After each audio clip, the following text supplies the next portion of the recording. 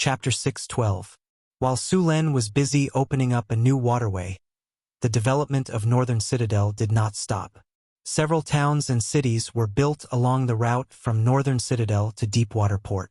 These towns and cities were small in size and only had a population of about 1,000 people.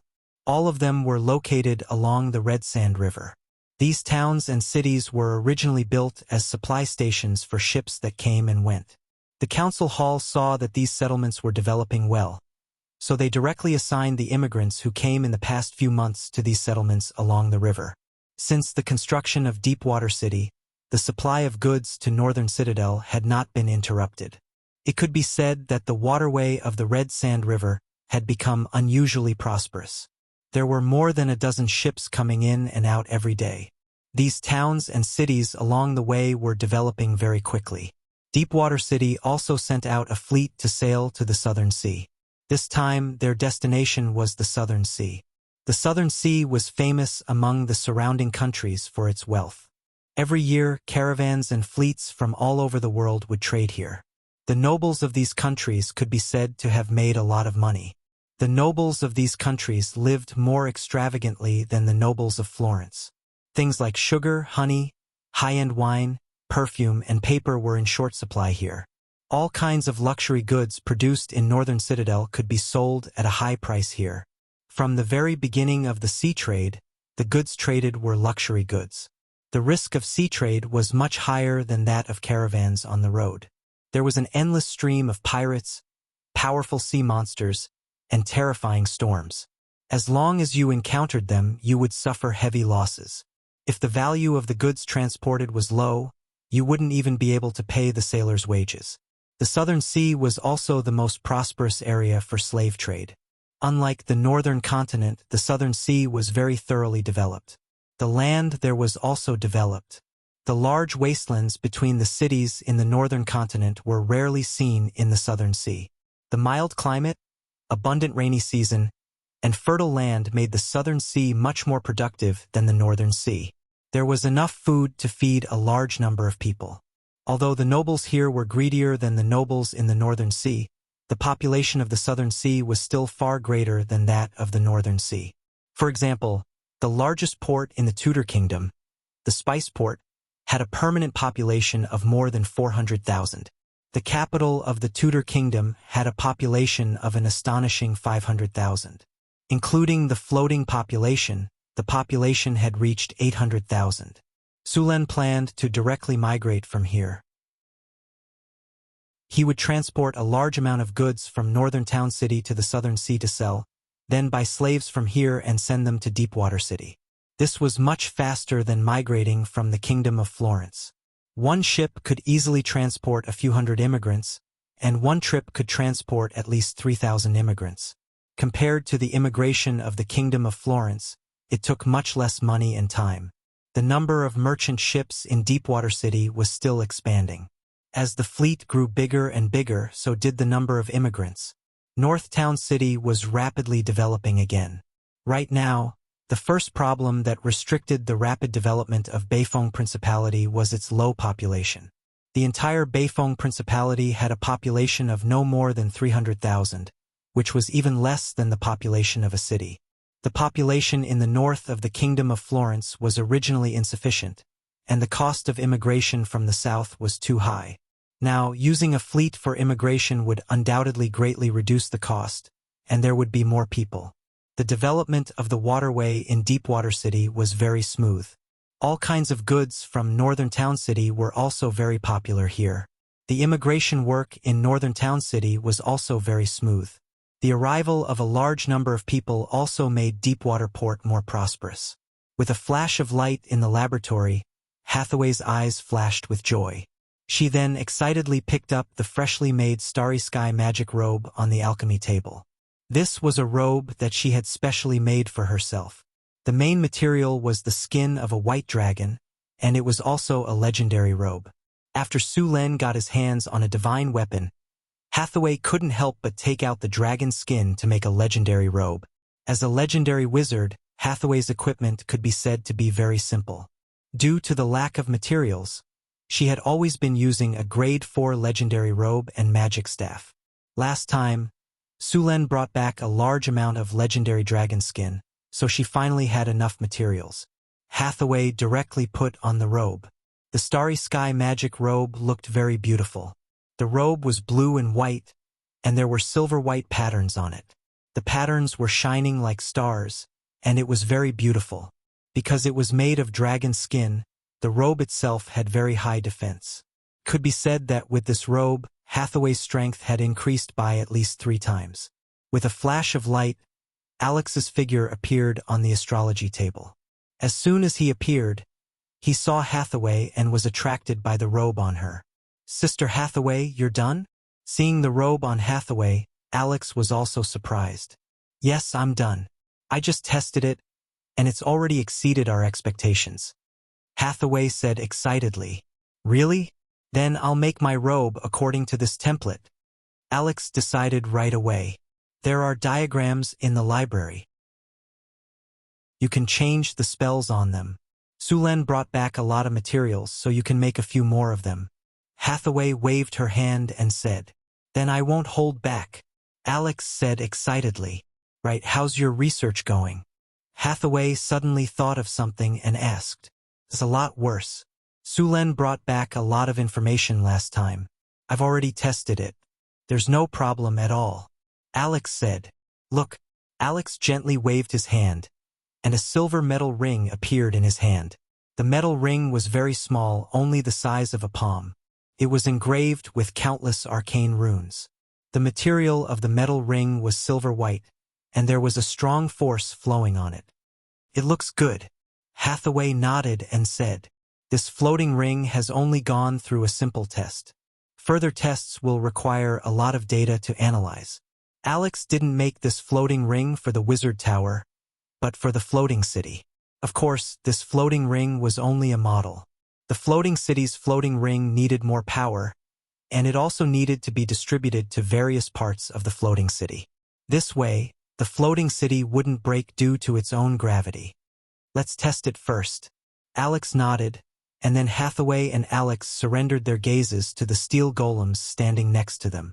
Hathaway gently waved her arm, and the heavy bodies of the steel golems flew up. The floating ring covered a very large area, 10 times larger than the previous one. The golems in this area all floated at the same height.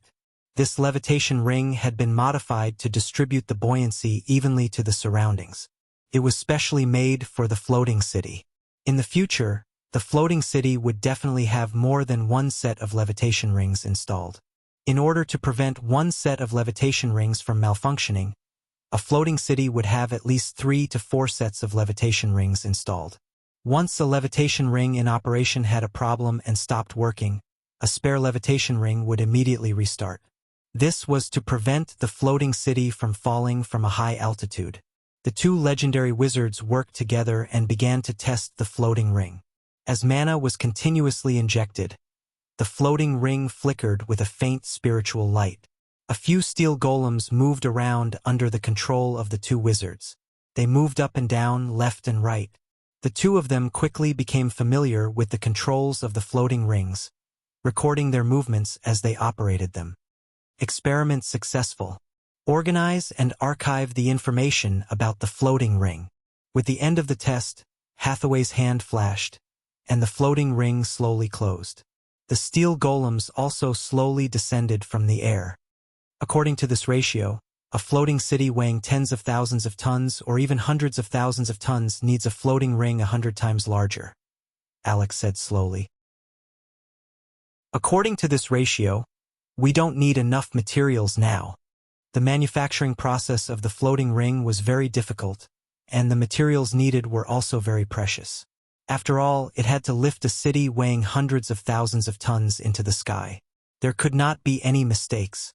Part of the metal used in the floating ring was mithril. In addition, it also needed a lot of alloys. This alloy was a special metal researched during the Arcane Empire, and its main purpose was to build a floating city. The 2 major cores of the floating city, the energy system and the floating ring system, were very important. Only sufficient energy could maintain the floating ring's operation. After solving the problem of the floating ring, the next thing was the elemental fusion furnace. The theory of the elemental fusion furnace had been perfected long ago, and even the elemental fission furnace had been officially used. However, it was not a simple matter to actually build an elemental fusion furnace. In fact, during the Arcane Empire, the elemental fusion furnace had been widely used. Compared to the intense radiation and pollution of the elemental fission furnace, the elemental fusion furnace had almost no radiation, and the energy output was hundreds or even thousands of times higher. The elemental fission furnace could also be used as the energy core of the floating city, but it required the elemental fission furnaces to form an energy matrix and rely on several elemental fission furnaces to provide sufficient energy. However, this method consumed several times more elemental fuel, and the endurance would be greatly reduced. Sister Hathaway, how's the research on the elemental fusion furnace? Alex asked as he put away the floating ring. Hathaway shook her head. There are still some problems. The elemental fusion furnace produces too much energy, and ordinary materials can't support it, but I already have some ideas. Chapter 613. Death Canyon. After Su Luin had used mud to rock to block the entrance of the canyon, it had become an important resource and farming spot for northern Garrison City. At the entrance of the canyon, a military camp had been renovated. The new recruits from Northtown would be sent here to kill zombies and skeletons to level up after completing their basic training. At the same time, they would collect all kinds of soul crystals. In this military camp, apart from the new recruits, there were 2 teams of Stage 3 elites. The leaders of these teams had reached Stage 4. In addition to protecting the new recruits, they were also responsible for killing the high-grade undead creatures in Death Canyon. There weren't many of these high-grade undead creatures. On average, there were about 5 of them per month. These high-grade undead creatures would produce high-grade soul crystals, which were the main material for making the soul cores of steel golems. Sulen now had a clay golem assembly line, a rock golem assembly line, and a steel golem assembly line. He had already moved the steel golem assembly line from the secret realm to the wizard tower. The steel golem assembly line was different from the clay golems and rock golems. The entire steel golem factory looked like a modern production workshop. The surrounding walls were bright and clean, and the crystal pipes on the ground were transmitting energy. These crystal pipes were connected to the elemental pool in the wizard tower. Although the wizard tower had an elemental fission furnace installed, Sulen didn't dismantle the elemental pool. Instead, he remade the elemental pool into an energy loop to power the wizard tower. The elemental fission furnace was used as the energy for the floating ring and the enigma lock. The energy supply of the wizard tower was not interfered with. In fact, the energy supply of the wizard tower was like electricity in Abel's previous life. The energy supply of a wizard tower was equivalent to a power station. The production process of steel golems was much more complicated than clay golems and rock golems. At this time, the standardized parts of the steel golem assembly line were transported to the corresponding position by the conveyor belt. These parts were then assembled by the clay golems one by one. In the back of the warehouse, there were already a few steel golems that had been assembled standing quietly. These steel golems hadn't been activated yet, and their soul cores hadn't been installed. The soul cores of high-grade golems were very complicated, and they needed to be activated by wizards. Under normal circumstances, Sulen or Hathaway would come here once a month for activation. Soul crystals were rare and were one of the common currencies in the multiverse. Souls were a special kind of wealth, and the death god maintained that the souls in the multiverse would not be excessively plundered. He would send a large number of souls back to the Origin Sea for reincarnation, but there would always be many devils and demons who wanted to challenge the death god's bottom line. In order to obtain large amounts of soul crystals, wizards created the soul binding spell. After killing an enemy, they would use the soul binding stone to bind the enemy's soul and imprison it in a magic gem or other crystals. Demons and devils loved soul crystals. In the lower planes, soul crystals had an astonishing purchasing power. A legendary soul crystal was enough to hire a group of greater demons to serve you. As for demons, they preferred to rob rather than trade. The lowest level of soul crystals were gray soul crystals, which mostly came from low-level undead creatures such as ghosts and skeletons. They had a very low chance of dropping these low-level soul crystals, which could be used to activate the clay golem. The price of such a soul crystal was about 2,000 kinner. Ordinary people would not drop soul crystals after death. Even if they used the soul binding spell, they could only obtain incomplete soul crystals. Dozens of the smallest soul crystals required at least grade 1 professions. Sulen planned to build the Golem Legion. The main combat power of the Golem Legion was the Steel Golem. Making the Steel Golem not only required the use of living constructs but also the use of limited wishes. The Steel Golem's intelligence was already very high. Clay golems and rock golems were now on sale. These clay golems and rock golems were absolutely loyal soldiers. They were strong and fearless of death. As long as they had energy, they would fight to the last quarter of an hour. In addition to fighting, the clay golems and rock golems could also do all kinds of heavy work. They had infinite strength and were much more useful than humans. Sulen planned to place some rock golems at the dock of Deepwater City and let them guard the port. These rock golems were more suitable for guarding than humans. They would not accept bribes.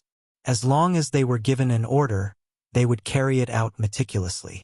The port could be said to be the most prone to disputes.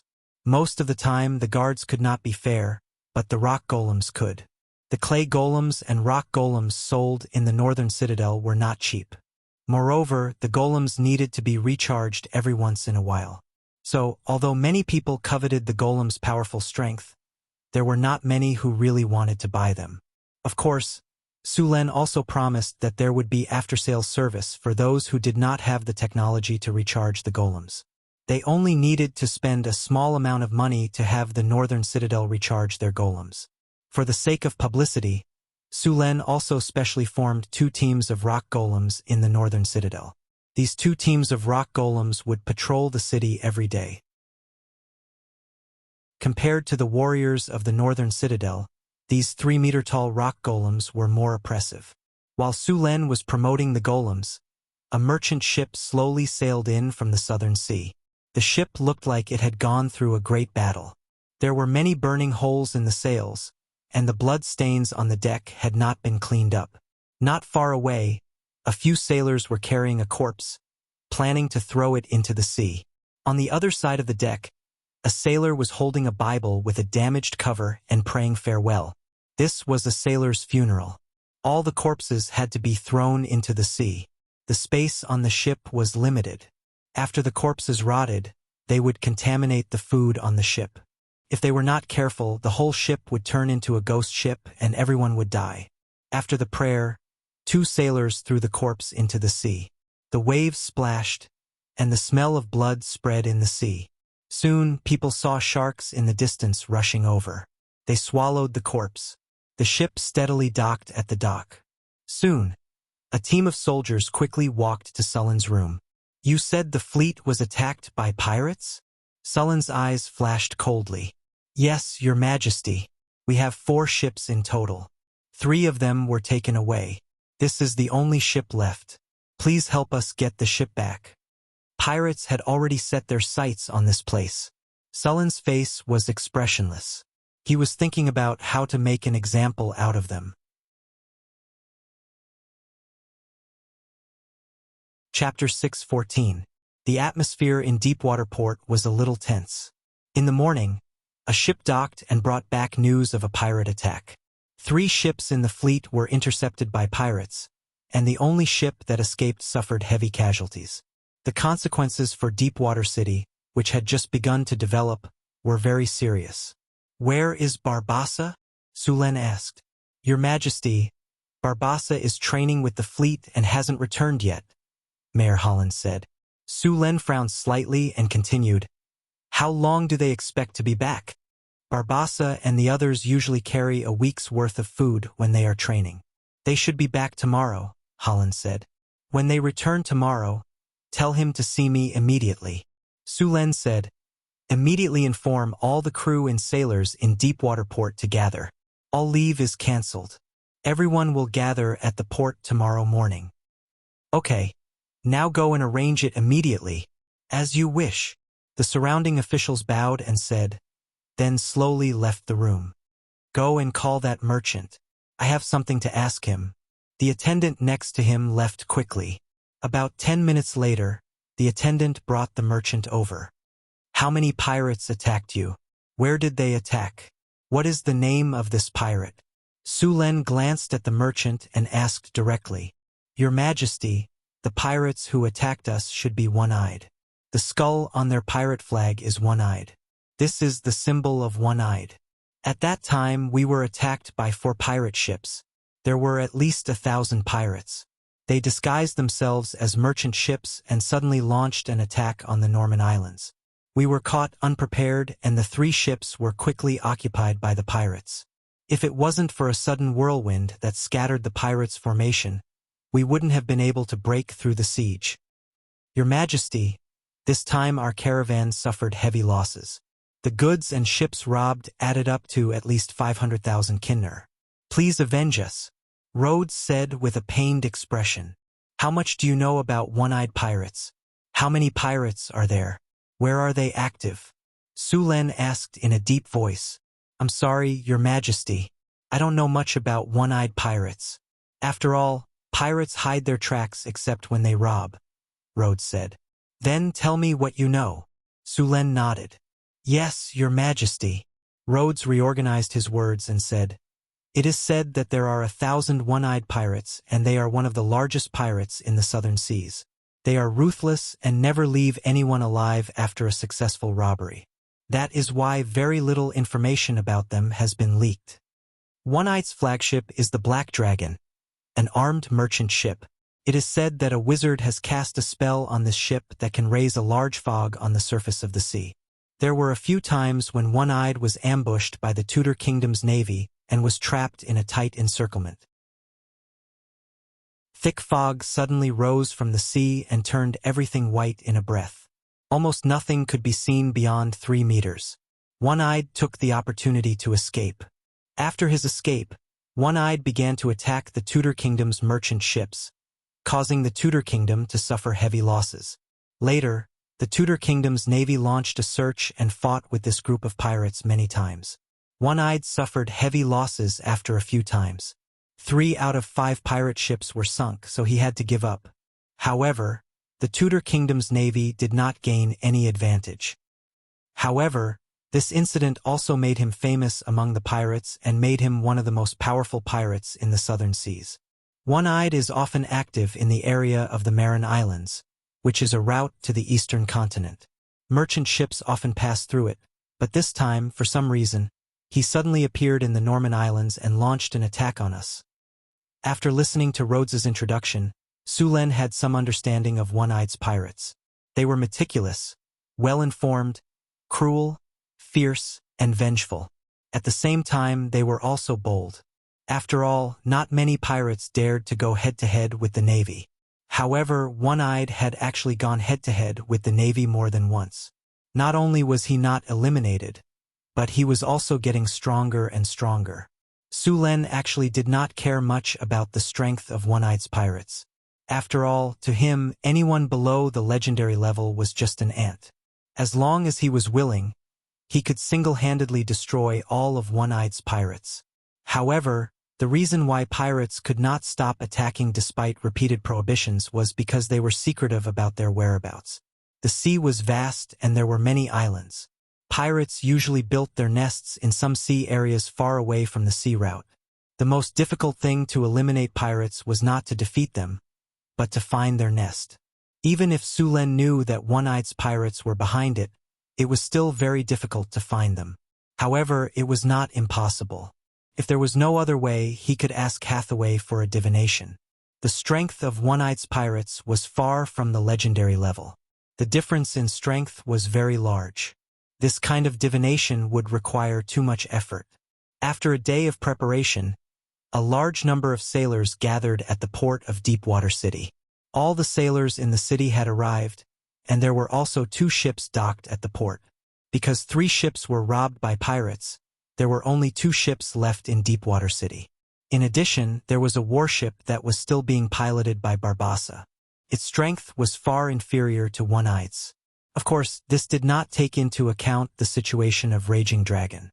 The sky gradually brightened, and soon a black spot appeared on the sea. The black spot was very fast, and it was revealed in a short time. It was the naval warship led by Barbassa. At this time, the warship had just completed sailing training and was moving towards the port. About half an hour later, the ship docked at the port. After seeing the situation at the port, Barbassa was slightly stunned. Then, as if he had thought of something, his face became a little dignified. "Your Majesty, what happened?" Barbassa hurried to Sulen and asked nervously after saluting. "Our fleet was attacked by one-eyed pirates, and only one ship escaped," Sulen said with a gloomy face. "Now take your people, replenish the supplies, and immediately set out to find these pirates. I want to completely eliminate them." "Yes, Your Majesty." Barbassa's heart trembled, and he immediately said. Then, without caring about the repairs, he ordered the coolies to carry the supplies to the ship. Because the development time of Deepwater City was very short, the number of sailors here was not many. Although Sulen spent a lot of time to train them, it was still not enough. In addition, 3 ships were robbed. The sailors on them would certainly not survive. The quality of the sailors was much worse than before. Most of the sailors in front of him were ordinary people or strong ordinary people. Sulen did not have much hope for these people. For him, the role of these sailors was to carry the spoils of war. Soon, Barbassa carried all the supplies. After making sure that all the ships were ready, Sulen said directly, "Let's go."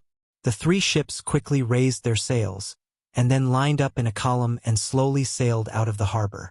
After leaving the port, the fleet changed direction and sailed directly to the south. What others did not know was that in the dark sea, a huge shadow was following closely under the sea. It was Sullen's magic ship, the Angry Dragon. Although they did not know the lair of the one-eyed pirates, they would definitely sell the stolen goods after robbing the fleet. Ordinary port pirates would not dare to dock at all, and ordinary merchants would not dare to do this business. However, there was a place that specialized in this, and that was the Shipwreck Harbor. The Shipwreck Harbor was a pirate harbor that provided various services for pirates. The Shipwreck Harbor was hidden in countless islands in the Southern Sea. Not only could ships be repaired here, but there were also taverns, blacksmiths, and brothels. Most of the pirates in the Southern Sea dealt with their spoils here. In addition to pirates, there were also various smugglers. As long as you had money, those smugglers would even dare to sell warships. This was also the treasury of most pirates. After robbing, those pirates liked to come here to relax. It could be said that the prosperity of this harbor was not worse than ordinary ports. Although Sulen did not know the specific location of the Shipwreck Harbor, Barbassa, as a former pirate captain, naturally knew the location of the Shipwreck Harbor. Therefore, he led the fleet directly to the Shipwreck Harbor. The attack of the one-eyed pirates also made Sulen realize the danger that Deepwater City was facing. After opening the channel, not only would there be caravans coming, but there would also be pirates eyeing this place. According to the current strength of Deepwater City, it would be very difficult to protect this channel. At present, Deepwater City only had Barbassa's navy, and the number of people was less than 300. It was impossible to ensure the safety of the channel. Therefore, to ensure the safety of the channel, Sulen needed to use some other methods. The simplest and most violent method was to establish his power and directly eliminate a few pirates with thunderous means. This way, other pirates would be deterred. Sulen was very clear about what pirates were. These guys were brave, ruthless, cruel, and greedy. They seemed to be very difficult to deal with. In reality, pirates were all a bunch of wretched wretches. They knew how to steer according to the wind. As long as you were strong enough and your fists were hard enough, they would know what humility was. Those who were disobedient would be chopped to death, and the rest would be obedient. The rule of bandits was the law of the jungle. They had no so-called loyalty. Betrayal could be said to be a common occurrence. As long as you were strong enough to lead other pirates to rob gold, silver, and jewelry, then these pirates would support you. However, if you could not lead them to gain benefits, then the pirate group would quickly fall apart. "Your Majesty, do we go directly to the Shipwreck Harbor?" Barbassa asked. "Yes. Go directly to the Shipwreck Harbor. Sulen said in a deep voice. Your Majesty, there is no problem going to the shipwreck harbor, but there is a rule in the shipwreck harbor. Fighting is not allowed in the shipwreck harbor. Barbassa reminded. What if we fight? Sulen sneered. If we fight, we will be wanted by the pirates, and all the pirates will attack us. Barbassa swallowed and said.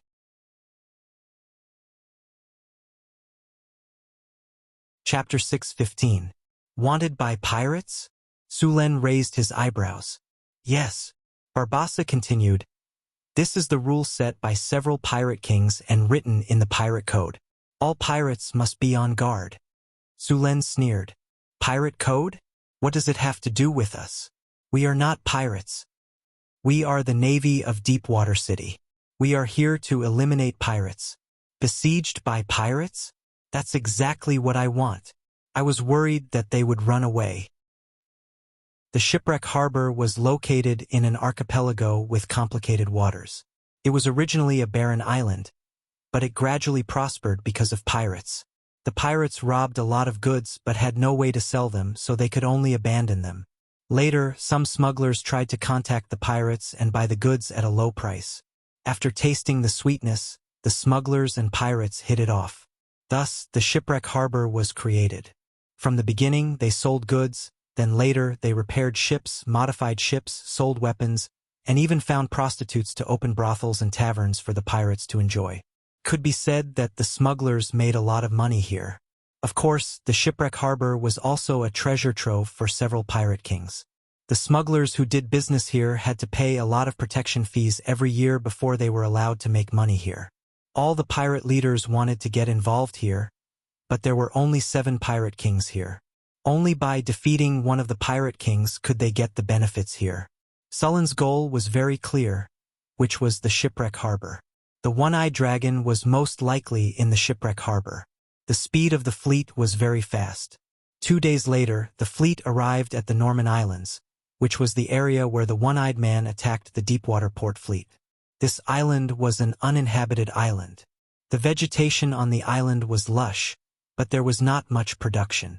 There was even little freshwater resources. Sulen let the fleet search around here, but unfortunately, they did not find any survivors. Your Majesty, no survivors were found, nor were there any traces of pirates. Barbassa reported to Sulen. Continue to the south. The fleet passed the Norman Islands and continued to sail. After arriving here, the fleet moved faster. The trade wind blew the sails, allowing the fleet to move forward quickly. After arriving here, they were close to the Southern Sea. Sulen returned to his cabin to rest. About a day later, he suddenly heard a commotion outside. Pirates spotted. Pirates spotted. Everyone, prepare for battle. Quick, quick, quick. You bunch of cowards. Pick up your weapons and prepare for battle. Sulen immediately got up, and in the next second, he appeared on the deck with a flash of light. At this time, Barbassa was already standing on the bow, and next to him was the Marine who had already picked up their weapons. The Marines on the deck were still a little flustered. It was their first time encountering pirates, so they were very nervous. However, Barbassa's training was still very effective. Under his loud roar, these fledgling Marines quickly calmed down. They picked up their weapons and aimed at the ships that were coming quickly. It's a tiger shark. A Marine quickly recognized the pirate ship. When Barbassa was training the Marines, he told them about the pirates that were active on the sea. The tiger shark pirates were one of them. The leader of this pirate group was said to be a believer of Dagon. He was a mixed blood and had part of the mud giant's blood. His birth was entirely due to Dagon's sacrificial ceremony. So when he was born, he received Dagon's blessing, which gave him the ability to control sea creatures. The reason why the tiger shark pirates were called the tiger shark pirates was because they raised a tiger shark. It seems that we are being treated as fat sheep, Barbassa said as he looked at the approaching pirate ship. Sulen looked up, then he exerted force on his feet. His body instantly rose from the ground, then he turned around and landed on the mast. He then looked at the pirate ship in the distance. There was a pirate ship approaching. The pirate flag fluttered with a skull and a shark. Around the pirate ship, there were more than a dozen small sampans that could only seat 5 or 6 people.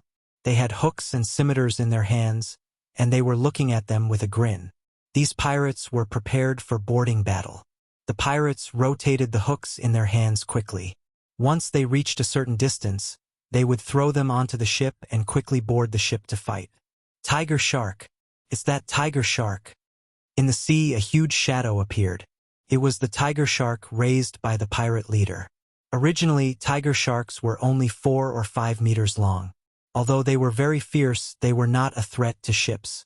However, the tiger shark in front of them was obviously more than 4 or 5 meters long. The shadow in the sea was at least 20 meters long. With such a huge body, it would not be an exaggeration to say that it was a whale, let alone a shark. It was clear that this tiger shark had become larger and larger for some reason. However, Su Len did not feel any other aura from the tiger shark. Obviously, this tiger shark did not have Dagon's power. He did not know how the mixed-blood giant raised the tiger shark to such a size. With such a huge body, it could directly sink some ships. No wonder he dared to rob Sullen's fleet with only 1 ship. Want to use the tiger shark to deal with me? Su Len sneered. Then a light rose from his body. Dominate monster. A magical energy was instantly transmitted from Sullen's body. In the next second, the tiger shark that was constantly rushing towards the ship suddenly stopped. A trace of Sullen's spiritual power instantly enveloped the tiger shark. Feeling that Sullen's spiritual power wanted to control it, the tiger shark immediately resisted. However, Sullen's soul was so powerful that even if he only used a trace of his spiritual power, the tiger shark could not resist. Its consciousness was easily suppressed by Su Len and was completely under Sullen's control. After dealing with the enemy's strongest trump card, the next battle was even simpler. Looking at the aggressive pirates, Su Len directly cast spells on them. All troops cheer. Group haste. Group bears tenacity. Group bulls brute force. Group magic weapon. Group foxes cunning. Boost morale. Group water walk. Light after light flashed through the navies, and the panicking navies instantly became fired up. Even the weakest of goblins would become incomparably courageous at this moment with the support of a spell that boosted morale and uplifted morale. Under the numerous spells, the fighting strength of all the soldiers soared by several levels. Feeling the formidable power in their body, many soldiers directly jumped down from the ship. Under the shocked eyes of those pirates, they stepped on the sea water as if they were walking on flat ground and rushed over.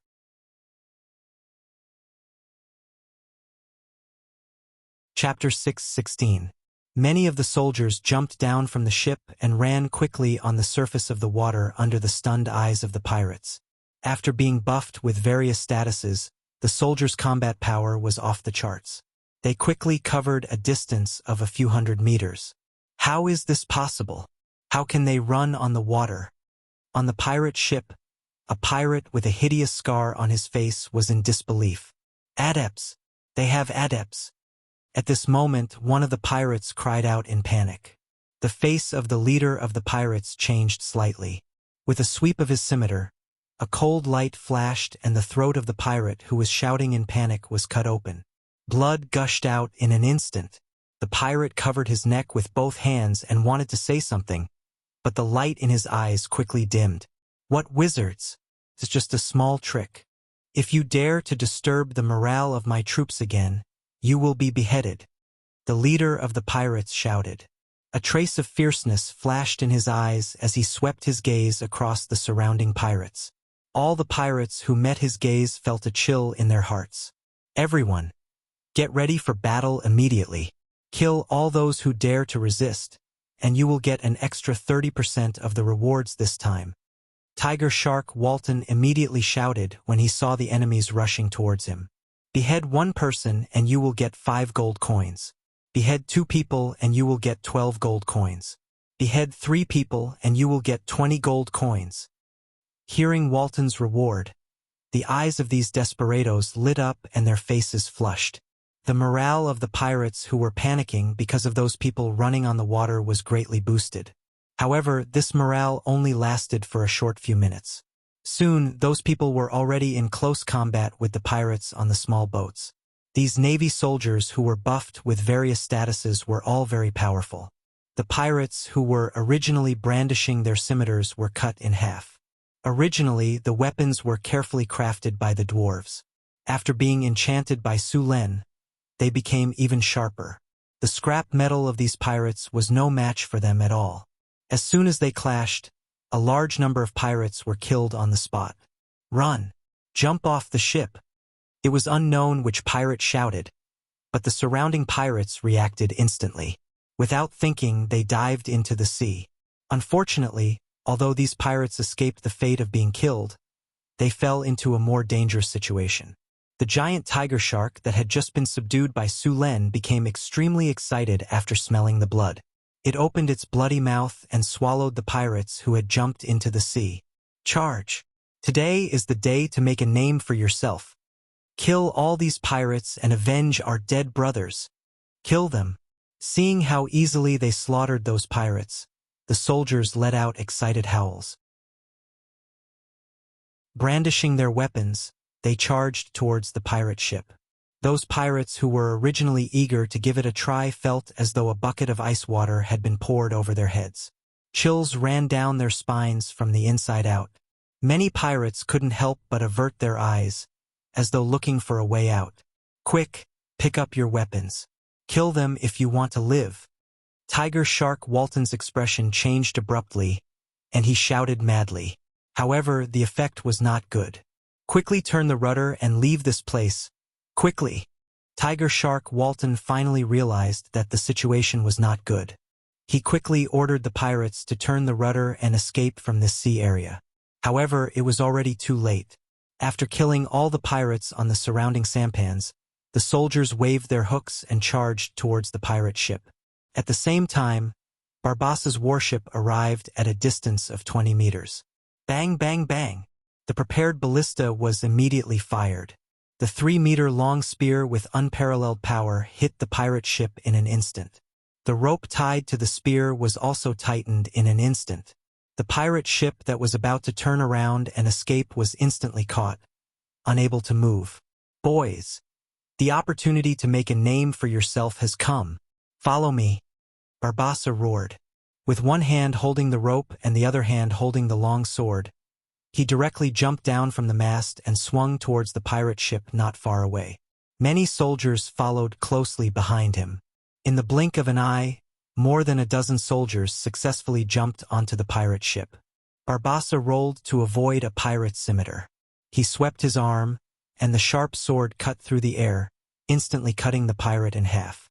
Barbassa's body and mind moved quickly, and the long sword in his hand swept across. Wherever he passed, there was no enemy. The surrounding naval soldiers saw how brave their captain was, and they were greatly encouraged. With just one charge, they killed the surrounding pirates. Taking advantage of this opportunity, more naval soldiers boarded the pirate ship, and the number of naval soldiers increased rapidly. Barbassa's strength wasn't bad to begin with. After being buffed with so many buffs, he had turned into a killing machine. His long saber slashed through the air, causing blood to splatter. In just a dozen seconds, 5 to 6 pirates around him had been chopped into two. The pirate leader, Tiger Shark Walton, had an ugly expression on his face. The enemy's strength was beyond his expectations. The surrounding pirates were no match for them. It hadn't been long, but they were already retreating. Now he didn't even have the chance to escape. Waves of Marines continued to rush onto the pirate ship, and the number of pirates was rapidly decreasing. Barbossa saw the pirate leader, and with a jump he directly rushed up. With many buffs, Barbossa was simply unstoppable on the pirate ship. The long sword in his hand drew out a sword light and continuously slashed. Clang, clang, clang. A series of clashing sounds could be heard. At this moment, Walton's face was filled with fear. Barbossa was suppressing him both in terms of strength and speed. Facing Barbossa's attacks, Walton could only try his best to parry. The chain mail on the mountain had already been slashed until it was riddled with scars. There were even wounds on his body. "Kacha! The sound of metal breaking was heard, and the curved sword in Walton's hand could no longer withstand the destruction and directly broke. Tiger Shark Walton's expression changed. However, before he could react, Barbassa's long blade had already swept towards him. A bright blade light flashed, and Walton's head flew into the air, following which Walton's headless corpse fell to the ground. The battle ended quickly, and the fledgling deep-water city navy obtained a great victory. They successfully won the battle with a small price, and more than 60% of the pirates, including the pirate leader Walton, were directly beheaded. The sea was full of the smell of blood, and attracted by the smell of blood, many sharks wandered in the sea, but they were afraid of the tiger shark that Su Len had just subdued, and did not dare to approach. Everyone start cleaning the battlefield, and count the wounded, and calculate the spoils and military achievements. All the spoils of war will be collected and distributed later. Su Len gave a few simple instructions, and then ordered the soldiers to deal with the aftermath. Those who dare to hide the spoils of war, cut off one of their hands, Barbassa said loudly, and then ordered people to clean up the battlefield. Su Len was not surprised by the result of this naval battle. Naval battles in this era were still in the state of hand-to-hand combat, and even if there were fire crystal cannons, the effect was very limited. The battle between pirates was the most cruel and the most effective battle in naval battles. Pirates liked to fight with pirates the most because it could end the battle in the shortest time and obtain a lot of spoils of war. In the end, there were only 30 to 40 tiger shark pirates left alive, and these pirates were all squatting on the deck. Su Len would not kill all of these pirates. These pirates were people who made a living on the sea, and they were qualified sailors. Deepwater port needed a large number of sailors to carry out maritime trade, and these pirates would be qualified sailors after some training. Basically, these pirates had seen blood, and even if they encountered other pirates, they would dare to fight to the death. As long as the leader of the pirates was beheaded and sent to prison for reform, these pirates could be used. After cleaning up the battlefield, there were very few spoils of war from this battle. All kinds of gold coins added up to less than 1,000, and there were also some gems and other things. Other than that, there was nothing else, but this was considered normal. The tiger shark pirates were originally out to rob, and naturally they would not bring any wealth.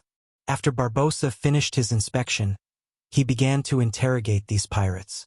Although the tiger shark pirates weren't very strong, they had a giant tiger shark. The Waltons had run amok in this sea area for a while, and the money they had plundered was also a huge amount. Even if the pirates spent money like water, they would still accumulate a huge amount of wealth, and Walton should have hidden the rest of the wealth. "Do any of you know where Walton hid his treasure?" Barbassa asked coldly. "The first person to tell the secret will get 1/10 of the treasure, and the second person will get nothing. Now tell me your answer." Barbassa said with a smile. I know where Walton hid his treasure." "Go away, what you know is fake. I know where Walton hid his treasure." I want to tell you. As soon as Barbassa's voice fell, the surrounding pirates went crazy, and they wanted to tell the location of the treasure, and they wanted to get the more generous reward. Soon, Barbassa found out the location of Walton's treasure, which was their old nest, Black Shark Island, and the name was also given by Walton. This was originally a remote island, and after the tiger shark pirates made it their stronghold, the island was developed, and a simple dock was built. There were also brothels, casinos, and other areas on the island. After confirming the location of Walton's treasure, Barbassa began to report to Su Len. "You said that there is a huge amount of treasure on Black Shark Island?"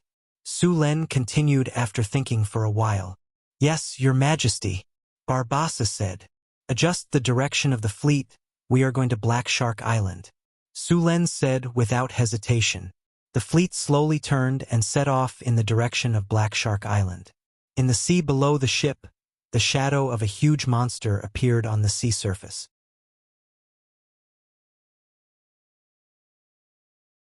Chapter 6:17. After defeating the Tigershark pirates, Deepwater City's fleet was reduced to 4 ships. He transferred some of his men from the other 3 ships, and with the help of the captured pirates, he restarted the pirate ship. Soon, the sails of the 4 ships swelled, and they quickly sailed in the direction of Black Shark Island. The Tigershark that he had just subdued also followed closely behind. This Tigershark was too big. Not to mention a shark, it was not an exaggeration to say that it was a whale. If it encountered a smaller ship, it would not be surprising if it directly overturned it. Otherwise, the Tigershark pirates would not have relied on him to become a powerful pirate group. Under the guidance of these pirates, the fleet bypassed the channel here, and then headed towards the Southern Sea area. The Southern Sea area was very large, and there were many islands here. It was said that there were at least 10,000 islands of various sizes in this sea area. Because of this sea area had another name, Myriad Islands Sea Area. Tens of thousands of islands were scattered all over this sea area, and because there were so many islands, the sea situation in this area was very complicated. Many pirates regarded this place as their lair. With so many islands, if one did not know the location, it could be said that it was as difficult as ascending to heaven to find the pirate lair. It was said that there was a hidden treasure island among these islands. The entire island was piled up with gold and silver, and all kinds of gems were like gravel. Legend has it that this island could buy the entire world. In the past, countless adventurers and pirates spent a lot of time and energy to collect this treasure island. In the end, most of them returned empty-handed, and many of them directly encountered all kinds of accidents and disappeared in the vast sea. Of course, there were some lucky people. Although they did not find the treasure island, they found other things and became rich. The most famous thing was the Spice Island. The whole island was grown with spices. One must know that the price of spices was not cheaper than white sugar, and it was even more expensive. It was said that in some areas of the northwest of the continent, the price of spices was equivalent to gold. There were also a lot of legends circulating in this sea area, such as the terrifying specter ship, the legendary mermaids, the mysterious and unpredictable ancient ruins, the fountain of youth that made people crazy, and so on. Every year, a large number of people would venture into this place to look for treasures. Black Shark Island was hidden among these tens of thousands of islands, and even the shipwreck harbor was hidden here. Under the leadership of the pirates, the fleet entered this area. The location of the Black Shark Island was very well hidden. After sailing for about half a day, the fleet finally arrived near a small island. The island was covered with lush plants, and there was a tall mountain in the middle of the island. There was nothing special about the island. They continued to drive around the island, and soon Sulen saw a naturally formed bay behind the island. A river slowly flowed out of the bay. Small boats could pass through the river in the bay. There was a small harbor hidden in the bay. The harbor was not big and could only accommodate 3 or 4 ships. The Tigershark pirates were originally just an inconspicuous group among the countless pirates. After Walton joined, they began to rise. They obtained the leadership position by killing the original leader. After that, they started to divide and recruit other pirates to strengthen themselves. Pirates had no loyalty. They were only interested in benefits. As long as he led them to plunder all kinds of treasures, these pirates would support him. Basically, all the pirates grew in strength this way. The harbor of the Black Shark Island was very simple and crude. There were many pirates guarding this island. As their nest, the pirates still valued it very much. Otherwise, if the enemy came to sneak attack, the large amount of wealth they had accumulated would very likely be in the pocket of the enemy. After seeing the pirate ships escorting the 3 ships back, the pirates guarding the Black Shark Island cheered excitedly. 3 ships, this was definitely a big harvest. Even the pirates guarding the island would receive a considerable amount of income. The pirate guarding the island was the second leader of the Tigershark pirates. He was also an experienced old pirate. After seeing the ships slowly approaching, his brows slightly wrinkled. He felt that something was wrong. The surrounding pirates had excitedly sent out signals to guide the fleet to the shore. These pirates naturally did not know that the Tigershark Walton had been beheaded by Sulen. They were thinking of a celebratory feast at night. Neat. How's the harvest this time? A pirate with a scar on his face looked at the bow of the ship. After glancing around, he shouted, "Where's Harlan?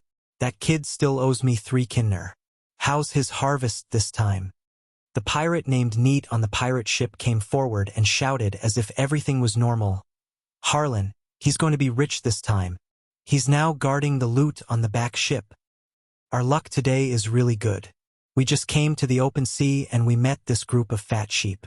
The leader directly commanded the Tigershark to take back the 3 ships. "We've made a lot of money this time." "Haha, that's good. It seems that you've made a lot of money this time. Next time when we go to the shipwreck harbor, you'll treat us." The pirate patted his chest and said, "Of course."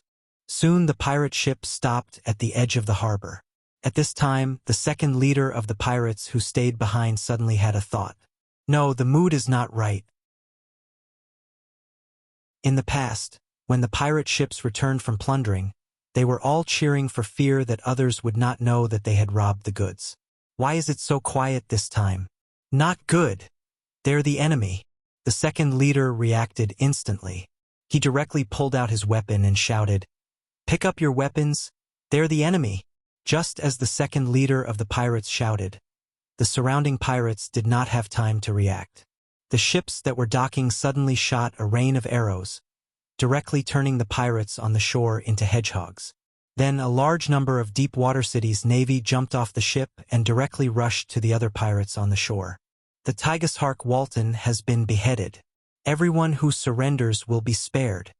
The deep-water city's navy and the surrendered pirates attacked while shouting loudly. The remaining pirates were caught off guard and were killed in large numbers. After a burst of sword light, many pirates were beaten to the point that they could not fight back. The death of the Tigershark Walton shocked them. Coupled with the sneak attack, the pirates on the battlefield were defeated at an astonishing speed. Sulen jumped off the deck and looked at the defeated pirates. He then shouted, "The Walton has been executed. Those who surrender will be interviewed. Those who resist will be killed without mercy. Those who surrender will be spared. Those who resist will be killed without mercy. Those who surrender will be spared. Those who resist will be killed without mercy. Those who surrender will be spared. Those who resist will be killed without mercy." Countless Marines shouted, and a fierce aura rose from their bodies. The pirates on Black Shark Island were so scared that their faces turned pale. Their legs trembled, and they no longer had their previous fierceness. Clang! A soft sound came. Not far away, a pirate's scimitar fell to the ground. He then knelt on the ground with a plop. This sound seemed to be a signal. The surrounding pirates also threw away their weapons. Then, one by one, they knelt on the ground like dominoes. Some of the pirates who were unwilling to surrender had a change in expression. They turned around and wanted to escape without thinking.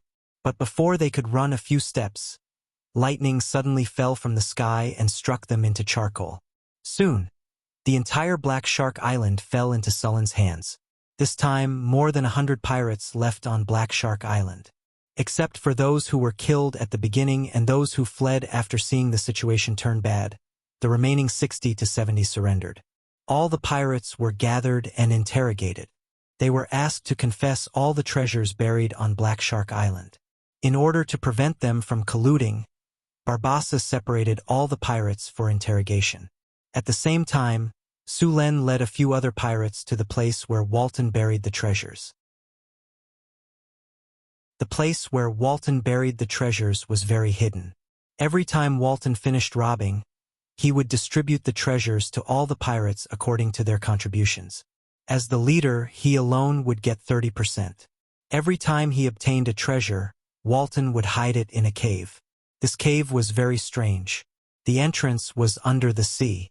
The sea was very deep and there were many undercurrents around it. If one was not careful, one would be sucked into it. The passage to the cave was very long. Even the pirates with the best swimming skills were not sure if they could enter. Only Walton could enter by hiding in the mouth of a tiger shark. Even if the other pirates knew the location of the treasure, they could only look at it and sigh. There was nothing they could do. Moreover, there were sharks wandering outside the treasure vault. These sharks had been tamed by Walton. They would attack all creatures that came close. After coming to a beach, a few pirates pointed at the sea not far away and said, "Sir, Walton's treasure is hidden here. However, the environment below is very bad. Not only are there undercurrents, but there are also sharks. We can't get close. But it's not difficult for you. You just have to let the tiger shark bring you in. Can't get close? Don't worry. It's not a problem for me. Sulen snorted. Then, a light flashed from his body. Underwater breathing. Water elemental technique. 2 lights rose from their bodies. Then, under Sulen's lead, they entered the sea. After using the water elemental technique and water elemental technique, their movements in the water were not restricted. Moreover, their movement speed was very fast. After adapting to the surrounding environment, Hathaway directed them to move deeper into the sea. As they went deeper, the sea became darker. They continued to move forward along the passage under the sea. At this time, a few black shadows swam toward them.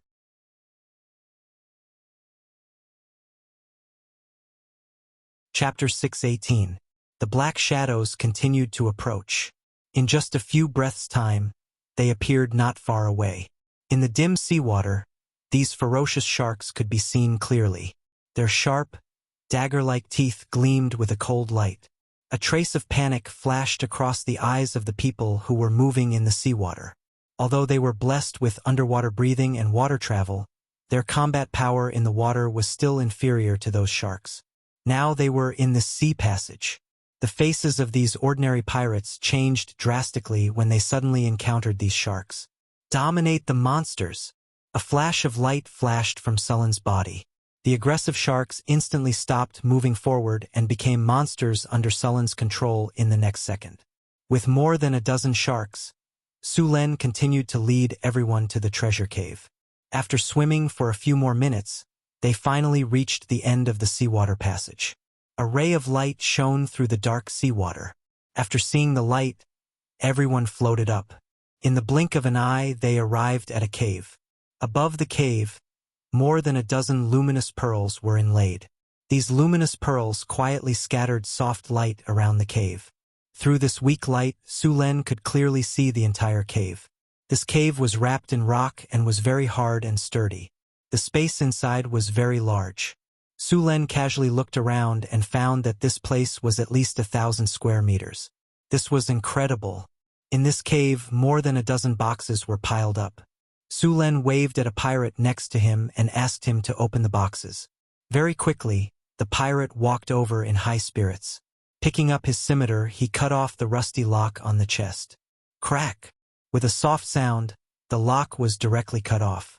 Next, the pirate grabbed the box and opened it. Sulen only saw a flash of golden light in front of his eyes.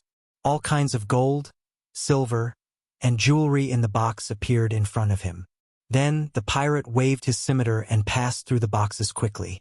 With a swing of his scimitar, more than a dozen boxes' locks were cut off. Boxes of gold appeared in front of everyone. For a moment, the entire cave was illuminated by these golden lights. Sulen came closer to check. Among these boxes, some were filled with gold and various gold products, while others were filled with various gems. The value of this treasure was at least over 1 million. After a simple check, Sulen waved his hand and stored the treasures into his storage space. He then began to search around the cave. After confirming that nothing had happened, Sulen left the space and returned to the Black Shark Island. By the time Sulen returned, the spoils of war on Shark Island had almost been cleaned up. Sulen came to the hall built by the pirates, took a simple rest, and ate something. After a while, Barbassa walked over like Sulen. After putting down the food, Sulen picked up the teacup and took a sip. He then looked up at Barbossa and asked slowly, "Is the celebration over?" "Your Majesty, it's done." Barbassa bowed slightly to Sulen and said, 2 boxes of gold and jewelry were found in the treasure house on the island.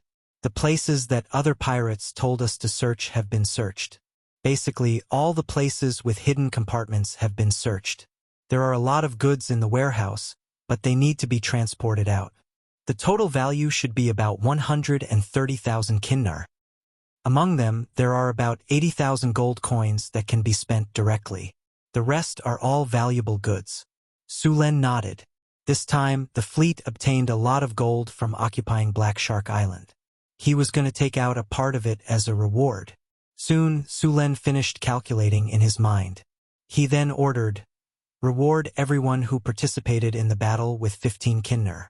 Let them eat as much as they want, but no one is allowed to drink. Arrange some people to take turns to stand guard. Make an inventory of the goods that are easy to get rid of. Take a few thousand gold nars with you and bring a group of people to the hot spring port tomorrow morning to get rid of all the goods. Make sure to erase all the markings on the goods and sell them to the city as soon as possible. Even if the price is low, that's fine. After that, start recruiting people. Leave behind some money from the sale of the goods. It should be enough for you to recruit a group of outlaws. We won't stay here for too long. Next, we need to go to the shipwreck port. Let the pirates recover as soon as possible, and then control them as soon as possible." "Okay. You go to your work." Su Len finished the simple assignment and then left in a hurry. After all, there were only a few literate people in this world. After all, many people didn't even have enough to eat. There were many good fighters among the pirates, but there were not many who could read or learn. After all, in this era, the price to learn was not small. Barbassa's level of education was not bad. Barbassa used to be a worker in a bookstore. He was better than other pirates in knowledge, trade, and management. When he was a worker in the bookstore, Barbassa secretly learned a lot of knowledge. North Town City. As time passed, the population kept increasing. North Town City became more and more lively. Caravans from all over the world came in an endless stream. The route to Deepwater City also became busier. The few towns along the way were the strongholds of North Town City. As the embroidered uniform guard continued to grow, a lot of information was sent by the embroidered uniform guard at the same time. Information from the surrounding countries was also collected. The situation in the desert was not right. It seemed that the caravan route was occupied by the Ottomans. The desert was in chaos during this time. It seemed that a powerful monster ran out of a ruin in the desert. The appearance of this monster made the surrounding desert very chaotic. At the same time, there seemed to be traces of devils in some of the cities of the southern kings. Compared to the simple violence of the devils liked to use contracts. They liked to hide in the dark and scheme against the humans. The arrival of the elemental tide had changed the whole continent. Black Shark Island. A few ships slowly docked and then a group of soldiers came down. In addition to these soldiers, there were also many people who came here. These people were the pirates recruited by Barbassa. After staying on Black Shark Island for 2 days, Su Len let Barbassa continue to lead the fleet. This time, their target was the shipwreck port. The one-eyed man who robbed his fleet recently sold his stolen goods here.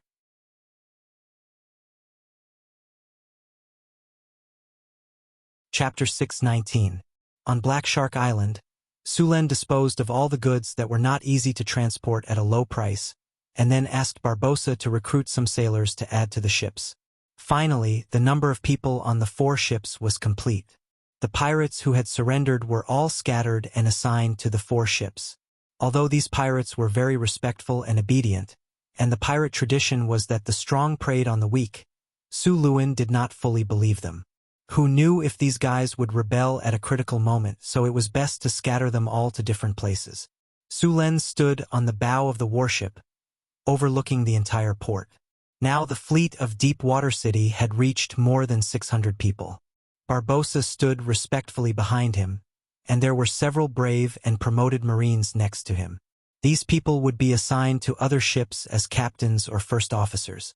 The materials on Black Shark Island were all disposed of, and some of the kinner had been given to everyone as a reward.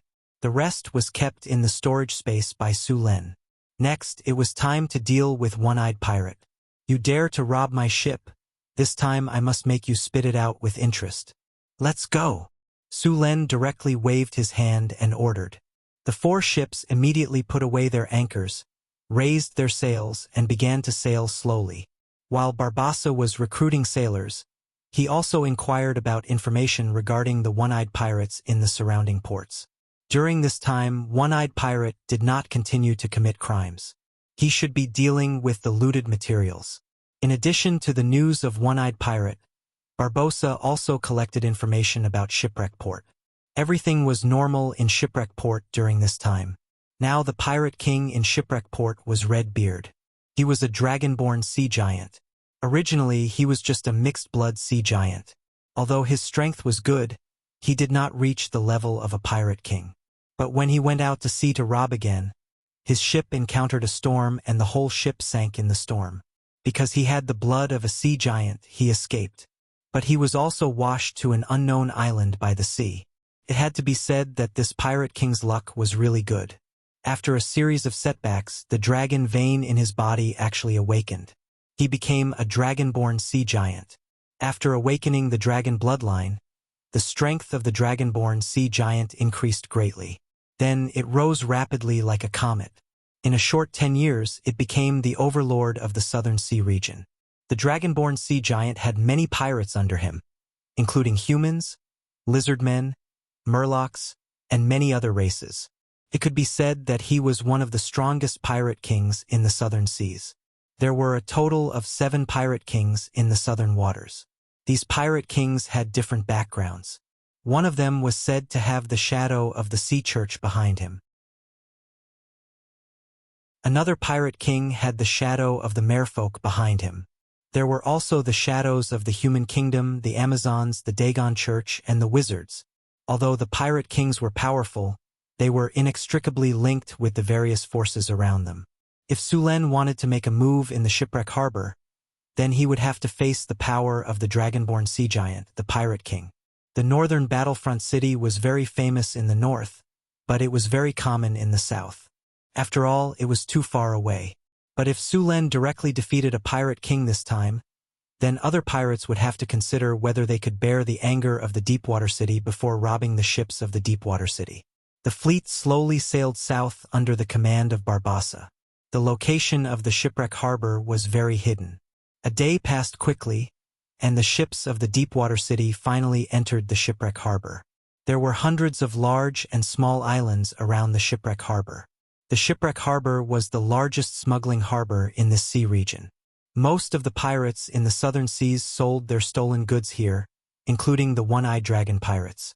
This time, Sullen's target was very clear. It was the One-Eyed Dragon pirates. At the Shipwreck Harbor, dozens of pirate ships gathered here. Compared to this place, the simple harbor of the Deepwater Port was simply unsightly. Sulen stood at the bow of the ship and looked at the pirate ships in the harbor. These pirate ships in front of him were full of all kinds of flags. Sulen did not make a move directly. Instead, he asked people to dock the ships. Soon, the 4 ships were docked in a relatively remote location.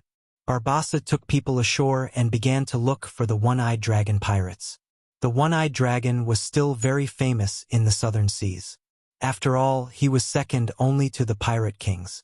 Sulen waited on the ship for about 3 hours before Barbossa finally returned. "Found the One-Eyed Dragon?" Sulen asked directly. Barbossa nodded. "Found him, Your Majesty. The One-Eyed Dragon pirates have just disposed of the goods and are now buying supplies. It won't be long before they set sail." "Then wait for him outside the harbor," Sulen said in a deep voice.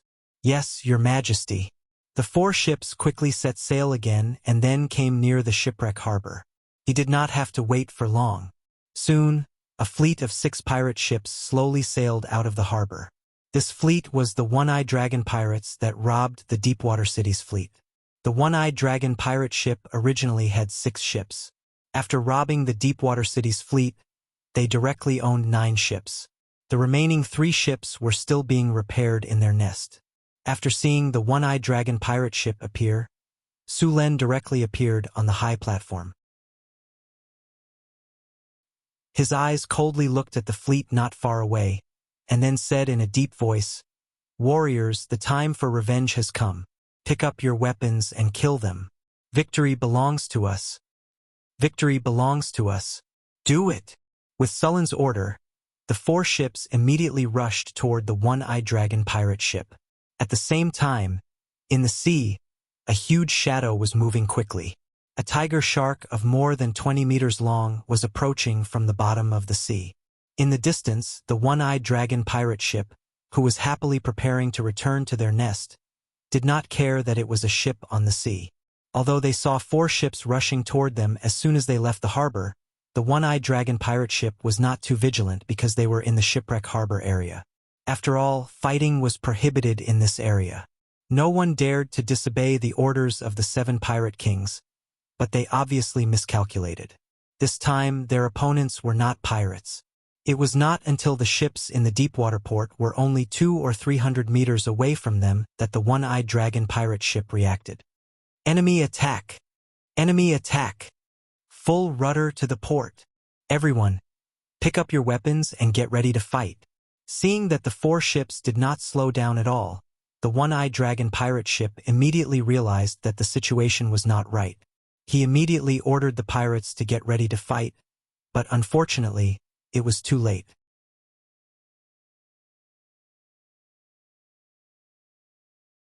Chapter 620.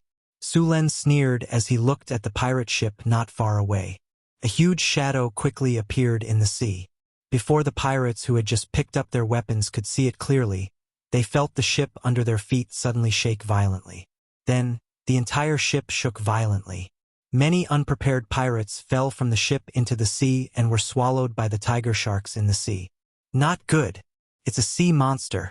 Grab the ropes. The sea monster is coming. Where's the ballista? Take the ballista and shoot. Hold on. Hold on.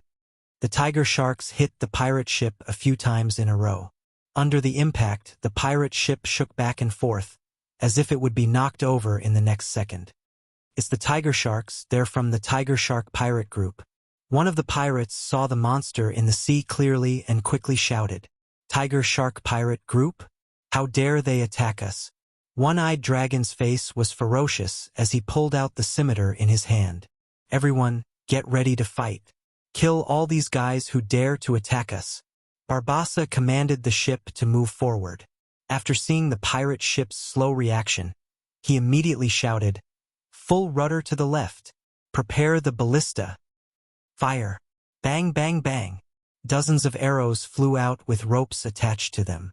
The spears that were more than 3 meters long directly pierced through the deck and ruthlessly pierced into it. The ship that was turning was pulled by dozens of ropes and instantly stopped moving. At the same time, on the other side of the ropes, capstans were stirring vigorously.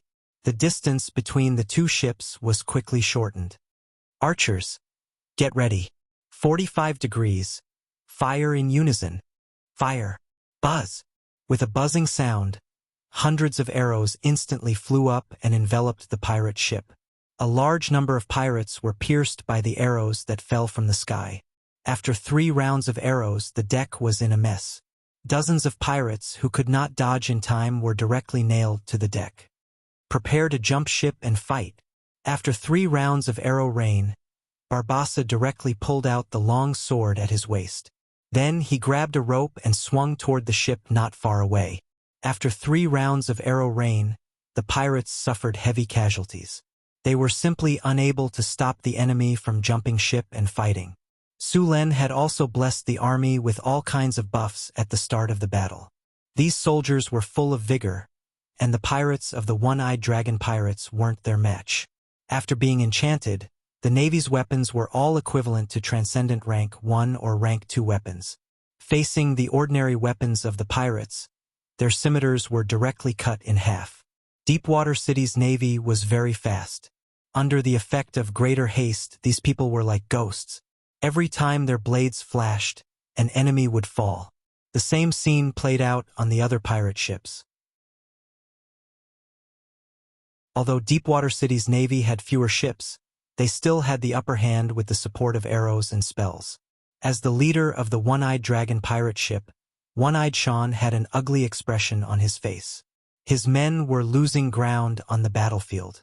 Just as he was about to lead his men to charge forward, a cold voice suddenly sounded in his ears. "You're One-Eyed Sean? Who is it?"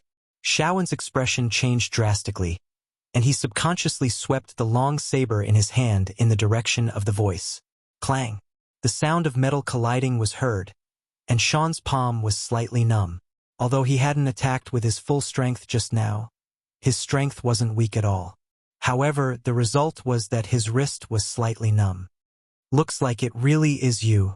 Sullen's palm exerted force, and the Thunder God's spear instantly burst out with dazzling lightning. One-Eyed Sean was directly wrapped in lightning, and he lost control of his body in an instant. Streaks of lightning quickly flashed around, and the surrounding enemies were instantly hit by the lightning. The powerful lightning swept across, and the pirates with weaker physiques were directly burned to charcoal. Only a few pirates managed to survive.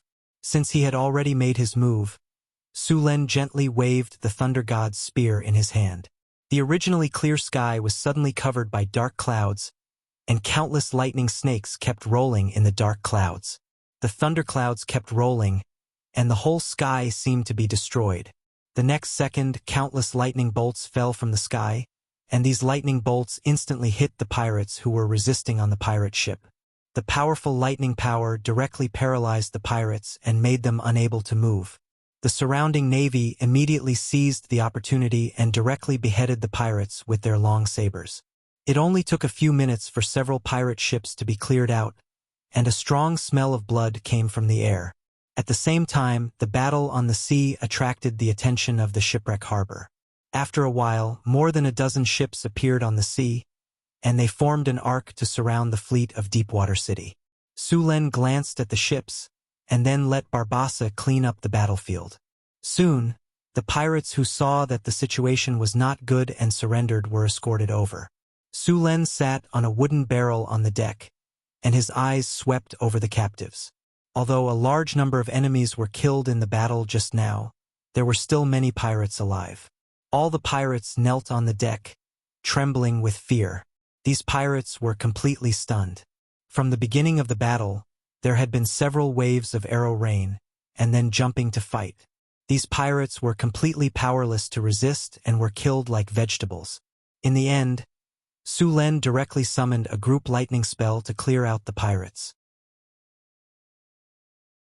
From the beginning to the end of the battle, less than half an hour, all the battles were over.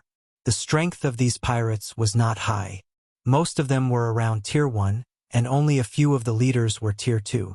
Only the leader, One-Eyed Sean, had reached Tier 4. However, even a Tier 4 powerhouse was not much stronger than a goblin when facing Su Len. With the divine weapon, Thor's spear, coupled with a profession level of over level 30, he could defeat the enemy with just a flick of his finger. Do any of you know where One-Eyed Sean's lair is? Su Len looked at the captives in front of him and asked. Sir, I know. Sir Sean. Bah, I know his lair. It's on Poison Dragon Island. Where is Poison Dragon Island? Su Len asked in a deep voice. There were tens of thousands of small islands in the southern sea. Most of these islands did not have names, and they did not even have numbers. For example, Poison Dragon Island should be what they called it in private. If there was no familiar person leading the way, it would be impossible to find this island. Poison Dragon Island is about 300 nautical miles away from Shipwreck Harbor. It's a small island, one of the pirate captives said. Very good. I'll give you a chance.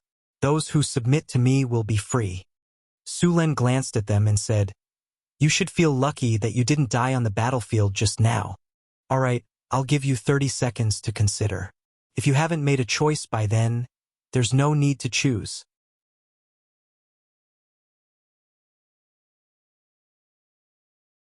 Chapter 6:21. After defeating the one-eyed pirate, most of the captured pirates chose to surrender, and some of the injured pirates were directly dealt with.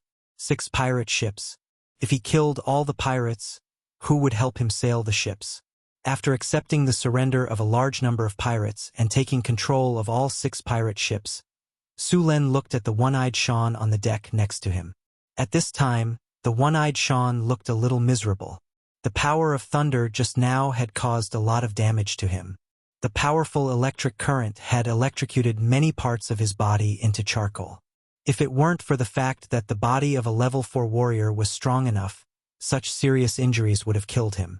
Although the warrior was the most popular profession with the lowest threshold, it didn't mean that this profession was useless. The body of a legendary warrior was so strong that he could bathe in magma. Even if his heart was pierced, his strong muscles could forcibly close the wound. If he could find a high-grade priest or wizard as soon as possible to cast a high-grade healing spell or a high-grade light of redemption on him, such fatal injuries could be quickly healed. Even without the help of a wizard or a priest, the powerful vitality of a legendary warrior would still continue to fight for a few minutes before dying.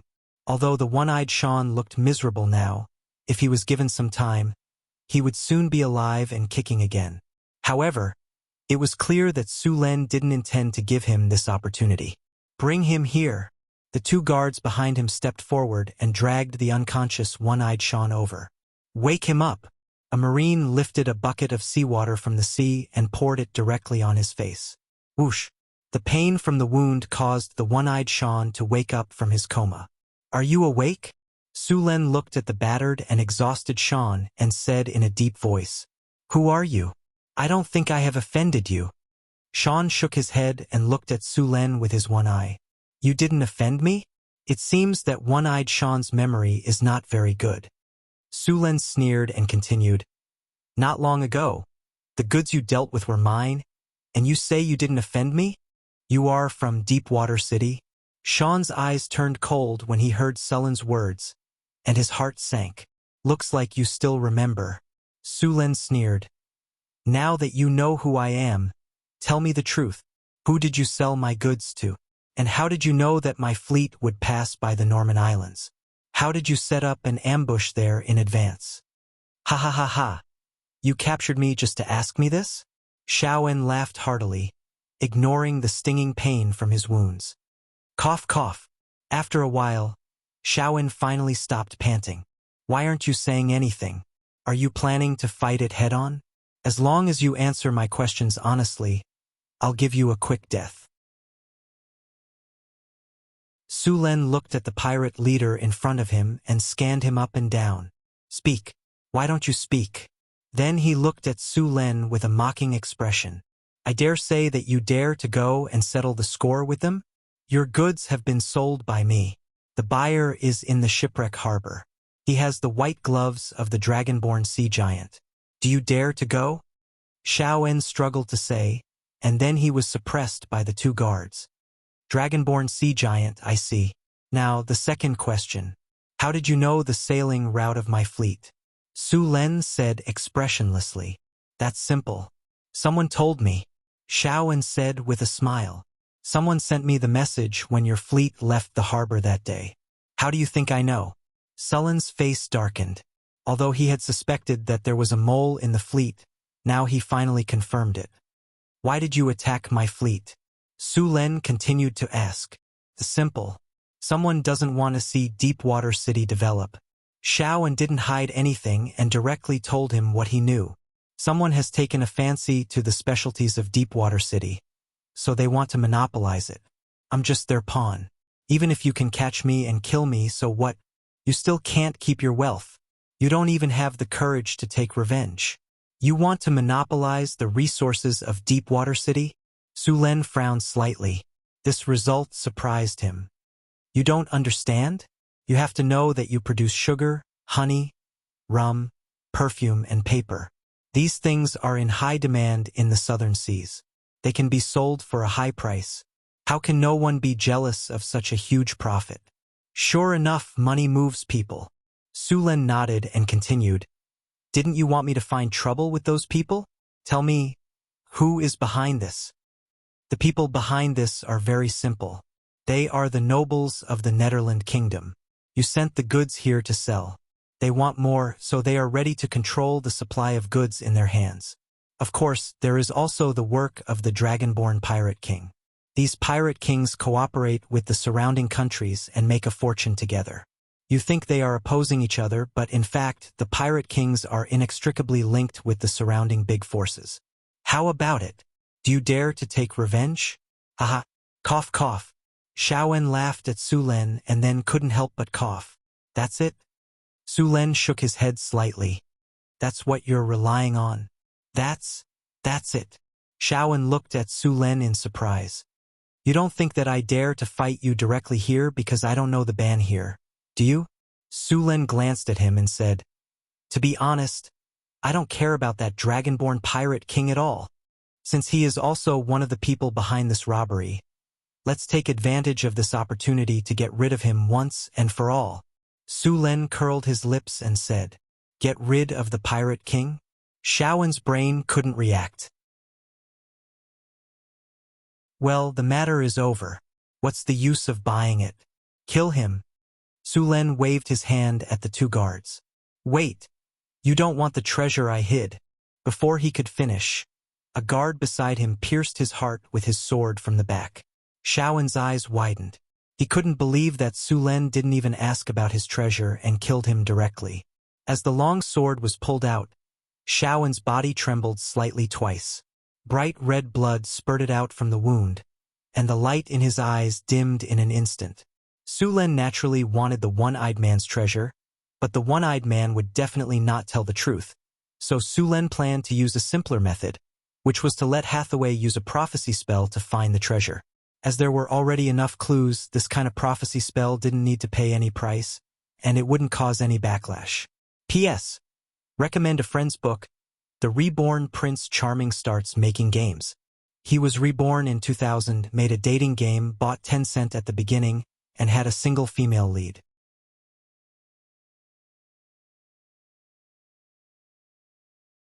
Chapter 622. Sir, there are pirates approaching us. They have crossed the warning distance. At this moment, a soldier hurriedly came to report. Su Len looked at the sea not far away. He saw more than a dozen pirate ships on the sea rushing here aggressively, and all the pirate ships had raised their flags. It was obvious that they were going to attack. These pirate ships all belonged to the Dragonborn Pirate King. Several pirate kings took turns to be in charge of Shipwreck Harbor. During this period, the Dragonborn Pirate King was in charge. Now Su Len directly attacked another pirate outside Shipwreck Harbor. This completely disregarded the Pirate King's ban. The Pirate King naturally would not let it go. Without any shouting, the pirates directly launched an attack. The Pirate King hated Sullen's behavior of breaking the rules. This was contempt of their authority. If these people were not dealt with as soon as possible, their so-called ban would become a piece of paper. This was not a situation they would allow. The largest of these pirate ships was a large warship that was 70 meters long. At the front of the warship was a dragon head ram. This ship was not modified from an armed merchant ship like the other pirate ships. Instead, it was a warship, and even among warships, it was a big guy. On this dragon head warship, the Dragonborn Pirate King was staring coldly at Sullen's fleet. There was a trace of coldness in his eyes. He was a hybrid giant monster. He had half sea giant blood and the other half human blood. However, the human blood was mixed with dragon blood. After awakening the dragon blood, he had become a dragonborn sea giant. Because of the dragon blood, there was a layer of dragon scales on the surface of his body. Even his palms had a dragon-like appearance. There was also a group of strange-looking dragonborn around him. These dragonborn were the products of some Euron creatures he hunted for dragon blood baptism. It was not only the blood of pure-blooded dragons that could be used for dragon blood baptism. Euron blood could also be used.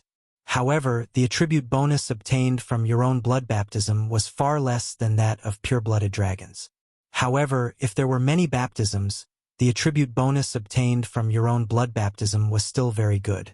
In addition to these strange-looking dragonborn, there were also some sea creatures such as cortones, sharkmen, and so on. The Draconic Pirate King put down his alchemy binoculars and ordered, "Attack with full force. Leave no survivors. Kill all these bastards who dare to violate the pirate code," the Dragonborn Pirate King said as he picked up a huge battle axe. This battle axe was more than 2 meters long and weighed at least a few hundred pounds. This kind of heavy weapon was difficult for even barbarians to use, but in his hand, it was as easy as a one-handed axe. The Dragonborn Pirate King was more than 3 meters tall. Because of the awakening of the dragon blood, his strength had increased. At the same time, he also had a part of the giant's bloodline. The giant subspecies strength was already high. Su Len speculated that his strength was likely to exceed 35 points, or even 40 points. His dragon bloodline had toughened his skin, greatly increasing his defense and various other resistances. The layer of scales on his body allowed him to have a defense equivalent to iron armor even without wearing armor. Coupled with the heavy weapon he used, this weapon could completely suppress any opponent in melee combat. Even a Tier 4 warrior would be heavily injured if not killed. Moreover, the Dragonborn Pirate King was not only a warrior. Because of the awakening of the dragon bloodline, he also had some magic abilities. At the same time, having the Sea Giant's bloodline gave him a part of the Sea Giant's strength. In the Southern Sea, the Dragonborn Pirate King might not be the strongest Pirate King, but he was definitely the strongest Pirate King. Quatones and Shark Men, go to the sea!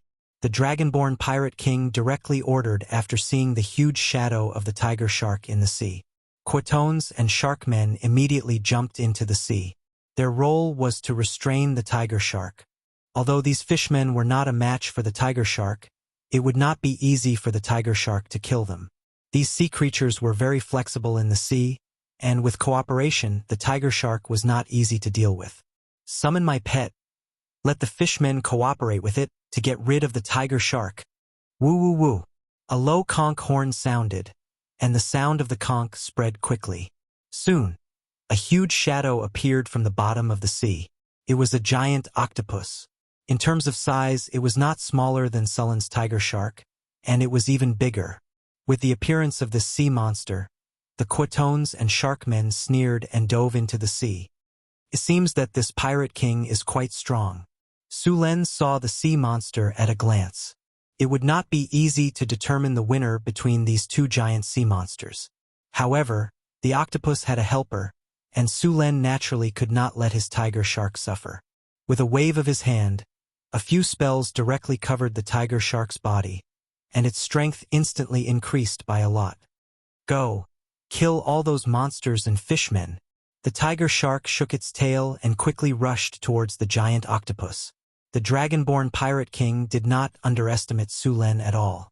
The fact that he could kill the one-eyed dragon in such a short time was enough to prove how strong Sulen was. Open the cabin and release the bloodthirsty bats. The bloodthirsty bats were creatures transformed by the Dragonborn Pirate King using some evil spells. They were mutated bats that lived on the island.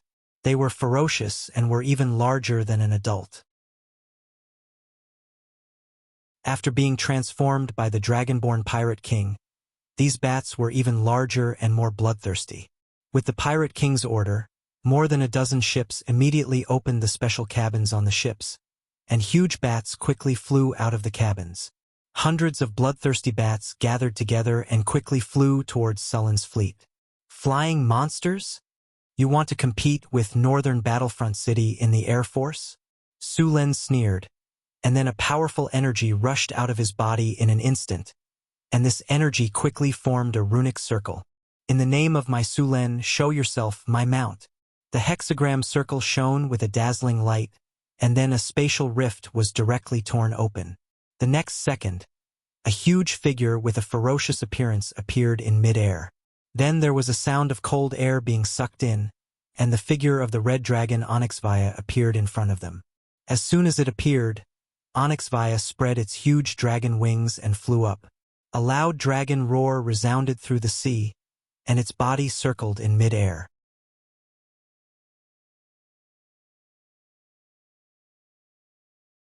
Chapter 6:23. As soon as the adult red dragon appeared on the battlefield, a powerful dragon aura spread out. Many pirates who were not strong enough directly collapsed on the deck under this pressure. Ordinary people could not resist the dragon's aura at all. Only a small number of pirates could resist this interference. The bloodthirsty bats that were originally rushing over were also affected by the dragon's aura and became a little stagnant. Master, is this the sea? Onyxvia looked around and was a little excited. This was the first time she saw the sea. In the fire elemental plane, she had only seen the magma sea at most. She only knew about the sea in the dragon's inheritance. It's the sea. Sulen smiled slightly. Aren't you an adult? Sleep every day, move around. Go and shoot down those big bats for me. Onyxvia glanced at the bloodthirsty bats not far away, then roared excitedly. "I was just thinking about moving around." The dragon's huge body circled slightly. Then its huge dragon wings flapped, and it rushed toward those big bats like a whirlwind. The battle could be said to be a one-sided massacre. Creatures like dragons were almost the overlords of the sky. Although those bloodthirsty bats were numerous and strong, they did not have the advantage in size or strength. Even the claws of these big bats could not even pierce the dragon's scales. With a dragon breath of the red dragon, these bloodthirsty bats were directly burned into charcoal, and then fell from the sky one after another. In the blink of an eye, all the bloodthirsty bats in the sky were killed. On the other side, when the dragon-descendant pirate king saw the sudden appearance of the dragon, he suddenly had a bad feeling in his heart. Then the dragon killed all the bloodthirsty bats that had just been released. Even after eliminating those bloodthirsty bats, the dragon dived toward a pirate ship next to it. The pirates on the pirate ship were scared and hid everywhere. Many pirates even jumped directly into the sea. Boom! The scorching flame dragon blood instantly hit the pirate ship. The 40-meter-long sailboat instantly turned into a big fire torch. The whole ship was ignited by the dragon's breath. The pirates on the ship who had no time to escape were directly burned into charcoal. The whole sea was illuminated red by this flame. As soon as the battle began, the pirates had already burned down a ship. This is evil, evil dragon. Not good. It's flying over. Run! Many pirates were so frightened by the sudden appearance of the dragon that their teeth chattered. When these ferocious pirates saw a powerful pirate ship being destroyed in just a breath, their confidence was completely shattered. Don't be afraid. Quickly rush to the enemy.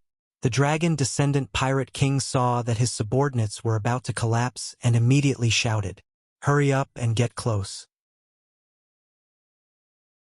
As long as we get close to those people's boats, the dragons won't be able to attack. Don't even think about running away. No matter how fast a ship can run, can it compare to a dragon's wings? The faster you run, the faster you die. Hurry, hurry, hurry. This dragon was summoned by the other side and has a time limit. As long as we survive the time limit, the dragon will leave immediately. This is our only chance to survive."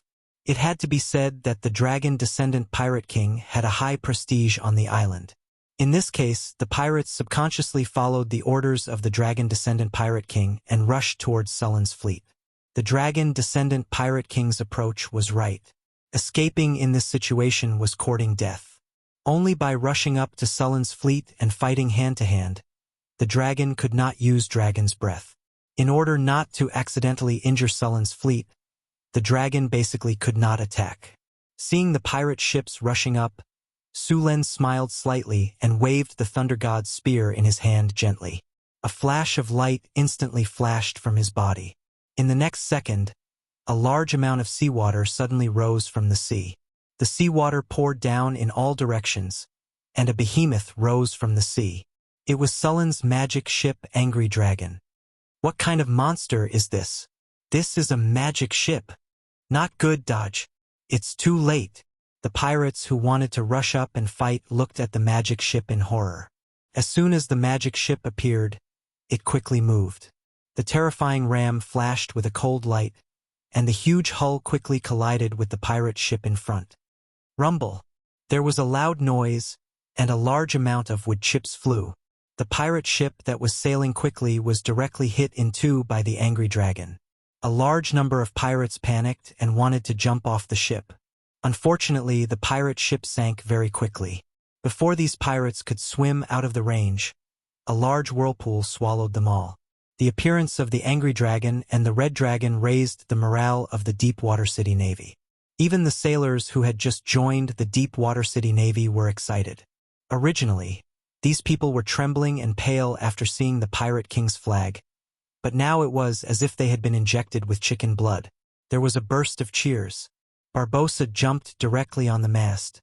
His whole face flushed red. An uncontrollable excitement came from his body. The long sword in his hand pointed at the pirate ship not far away and roared, "Charge! Kill these pirates! Destroy these trash! Long live the North Wind Kingdom!" Kill these pirates. Long live the North Wind Kingdom. Charge. The deep water city navy all roared at this moment, and the deafening sound echoed on the sea. All the ships launched a charge and rushed in the direction of the pirate ship without hesitation. With the help of the Red Dragon and the magic ship, the morale of the Deepwater City Navy was greatly boosted. On the contrary, the morale of the pirates led by the Pirate King, which had just risen, fell instantly. Facing a situation where they were bound to lose, not many of these pirates could still rush up to fight without hesitation. After the angry dragon sank a pirate ship, it began to show its power. The ballistae on the ship that had been loaded immediately fired. These ballistae were very powerful, and they were nailed to the surrounding ships in an instant. In the next second, there was a flash of light on the angry dragon, and a flame appeared. The flame rushed up like a fire dragon and directly ignited the ship. This special oil was mixed by wizards, and it would burn for a long time if it stuck on it. Soon, these flames spread quickly on the ship. The pirate ship could not resist such an attack at all. Some of the pirates tried to use seawater to extinguish the flames, but after the seawater was poured, the flames did not extinguish at all. Instead, they burned on the seawater and spread to the surroundings. Soon, the entire pirate ship was ablaze.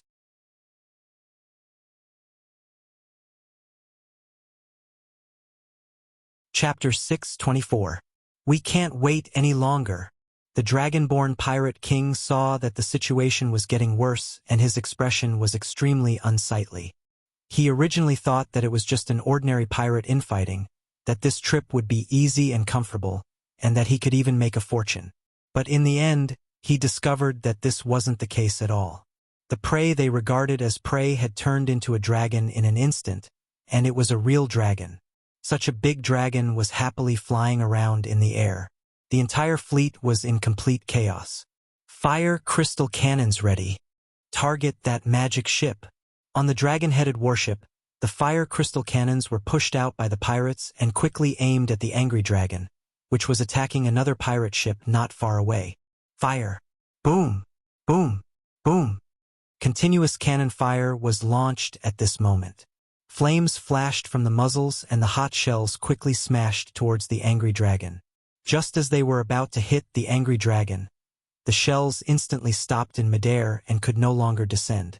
A faintly discernible energy barrier appeared under the shells and firmly blocked them. Activate ropes.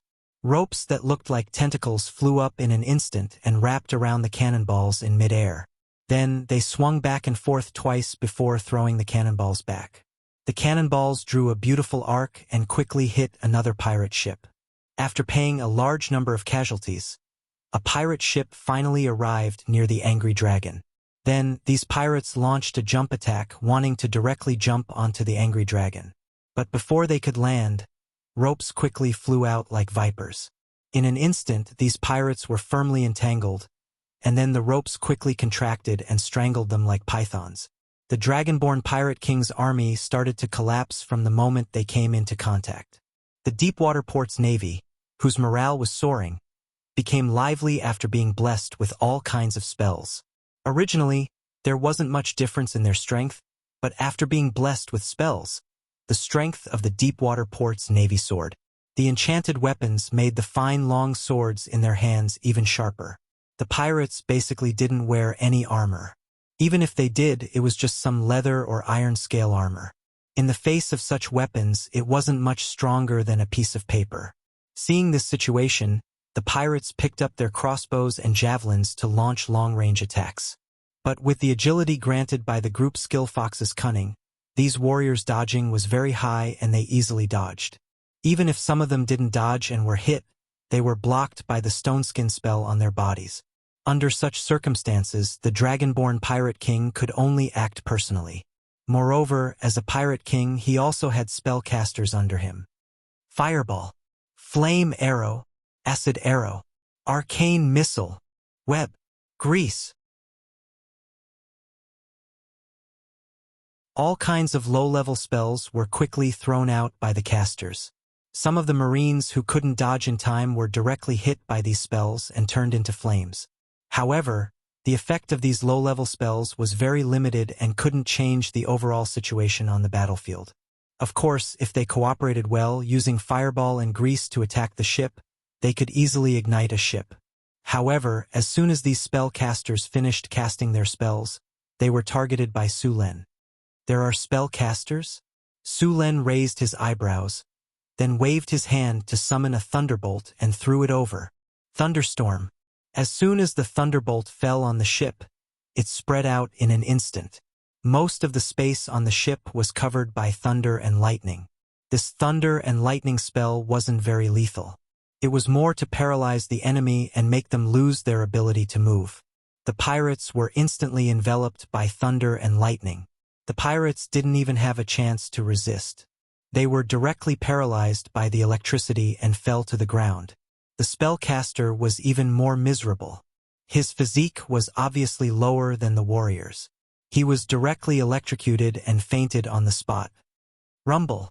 There was a muffled sound of thunder. The huge dragon-headed warship fired wildly, constantly firing shells at the surrounding ships. A 3-meter-tall giant stood at the bow of the ship. He waved a heavy giant axe in one hand.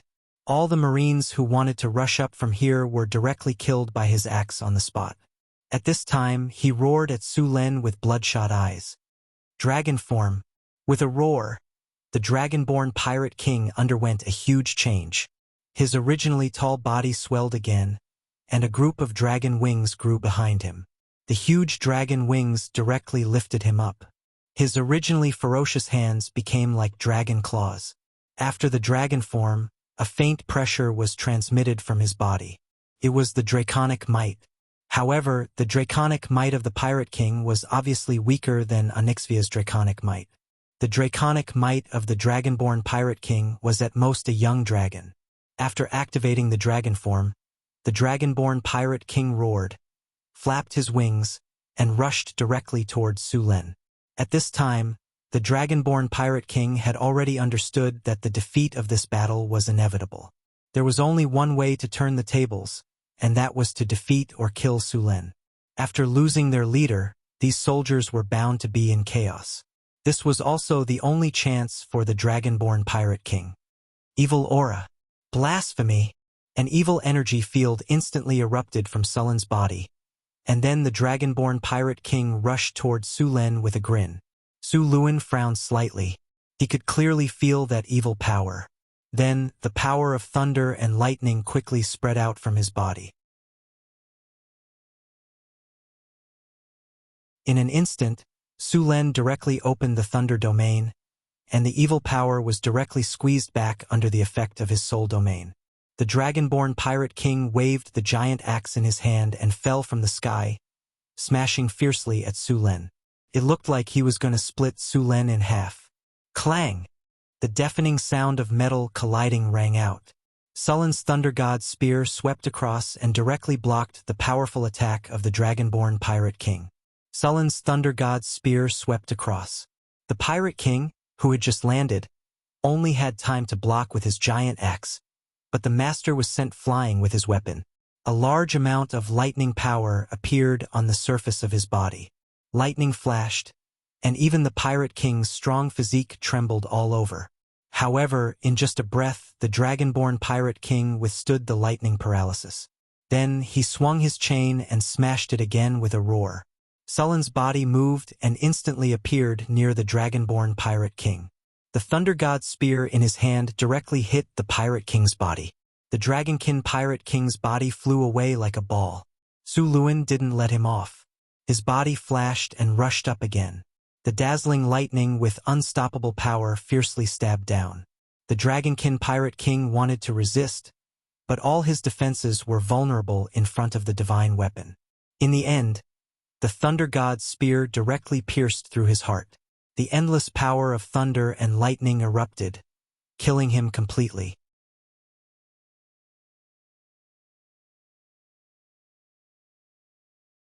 Chapter 6:25. With the death of the Dragonborn Pirate King, the remaining pirates completely lost their will to fight and no longer had any thoughts of resistance. The entire battlefield was filled with their fleeing figures. But where could they run to on the surface of the sea? with the red dragon onyx patrolling back and forth in the sky, and a mutant tiger shark eyeing them covetously in the sea. These pirates had long since lost the chance to escape. In the end, these pirates could only throw down their weapons and surrender in order to survive. The battle ended quickly, and Barbossa was already very familiar with cleaning up the battlefield and settling the captives.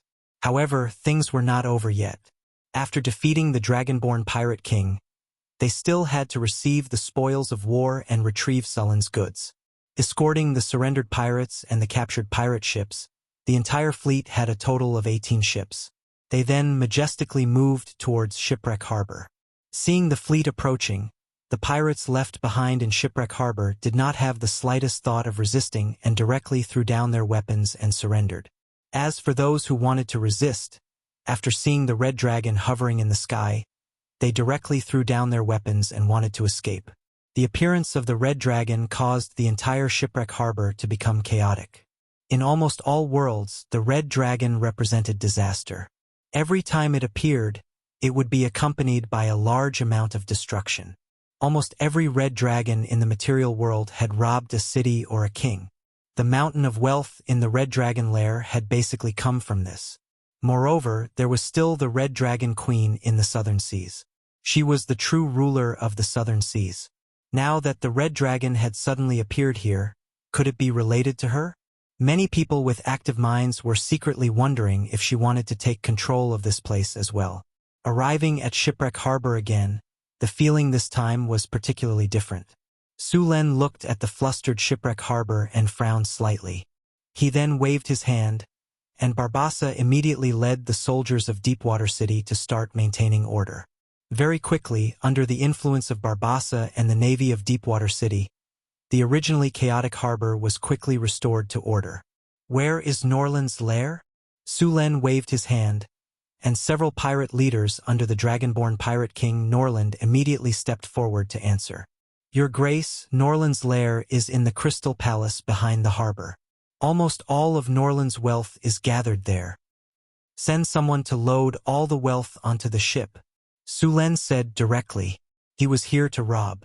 After defeating the Dragonborn Pirate King, Shipwreck Harbor was like a weak woman who had lost all ability to resist. Could only wail under the tyrannical Sulen. Sulen did not show any mercy to these pirates. His fleet had almost been completely wiped out. He had spent so much time and effort to build the fleet, and after a few voyages, more than half of them had been killed by the pirates. The pirates of this era were not like the Captain Jack in the movies and novels. These pirates could be said to be committing all kinds of crimes. Murder and arson were the most basic of their crimes. These pirates robbed and killed. Forcing captives to jump off the deck into the sea was a common occurrence. It could be said that these pirates should all be hanged according to the law. Under Sullen's order, the soldiers of Deepwater City immediately began to collect the spoils of war. Sulen and his men were not familiar with Shipwreck Harbor, but the pirate captives were. These pirates were very skilled in treachery. They led the soldiers of Deepwater City to rummage through the city's wealth and send it to the ships docked at the harbor. Apart from the pirates, the richest people in Shipwreck Harbor were the black market merchants. These people could be said to be extremely daring, selling their souls for profit. As long as there were benefits, these merchants dared to trade with the devil. All kinds of goods stolen by the pirates were sold by them, and each of them could be said to be overflowing with wealth. Sulen naturally did not intend to let these merchants go. Carlos, take your men and let these captives lead the way. Go and catch the black market merchants for me. Also, find out how much money these merchants have and bring it to me. Su Luen said to a marine admiral who had just been promoted by him. Yes, your grace. After saying that, he bowed and led a group of soldiers and a few surrendered pirates to capture the black market merchants. Shipwreck Harbor was the largest port among the pirates, and the wealth here was astonishing. Soon, boxes of kinner were transported over. Your grace, the wealth left behind by Norland is astonishing.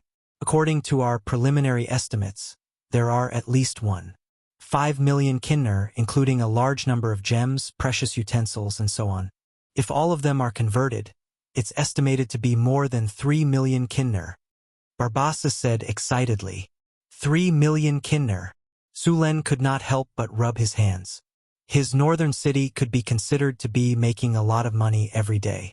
Sugar, rum, paper, perfume, excellent weapons, and so on, all of these things added up to only a little more than 1 million kinner a year. After all kinds of expenses, there was not much left. He had only killed one pirate king, but there was actually so much wealth. Sulen immediately wondered if he should kill the other pirate kings as well. However, the other pirate kings did not provoke him. It would not be good to kill them directly. Moreover, these pirate kings also had other forces behind them. If he really did that, it was estimated that the entire southern waters would not do business with him. After thinking about it, Sulen temporarily put aside this tempting idea. Load all these things onto the ship, Sulen said. 1 or 2 million kinner were piled up like a small mountain, but the ship Sulen brought could easily fit them. Norland is really a good person. Looking at the wealth piled up in front of him, Sulen kept sighing in his heart. In addition to the gold, Norland also sent a large number of pirate slaves, experience, and treasure chests to Sulen. He was just like a child of wealth. For such a child of wealth, Sulen felt that the more the better. It was not easy to build a floating space city. The cost of building a floating space tower had already cost tens of millions of kinner, and to build a floating space city it would cost at least billions of kinner. Fortunately, Sulen's territory was rich in minerals, and many things could be mined on their own, which saved a lot of expenses. A wizard tower was more than 1 million tons, and the floating space city was at least 10 times larger than the wizard tower. Its weight was at least hundreds of millions of tons. Even if such a behemoth was all made of ordinary steel, it would still be an amazing number if converted to kinner, not to mention that the main body of the city was obsidian. You're tuning in to the Journey of the Soul YouTube channel. Don't forget to subscribe and join us on this journey to catch the most captivating stories.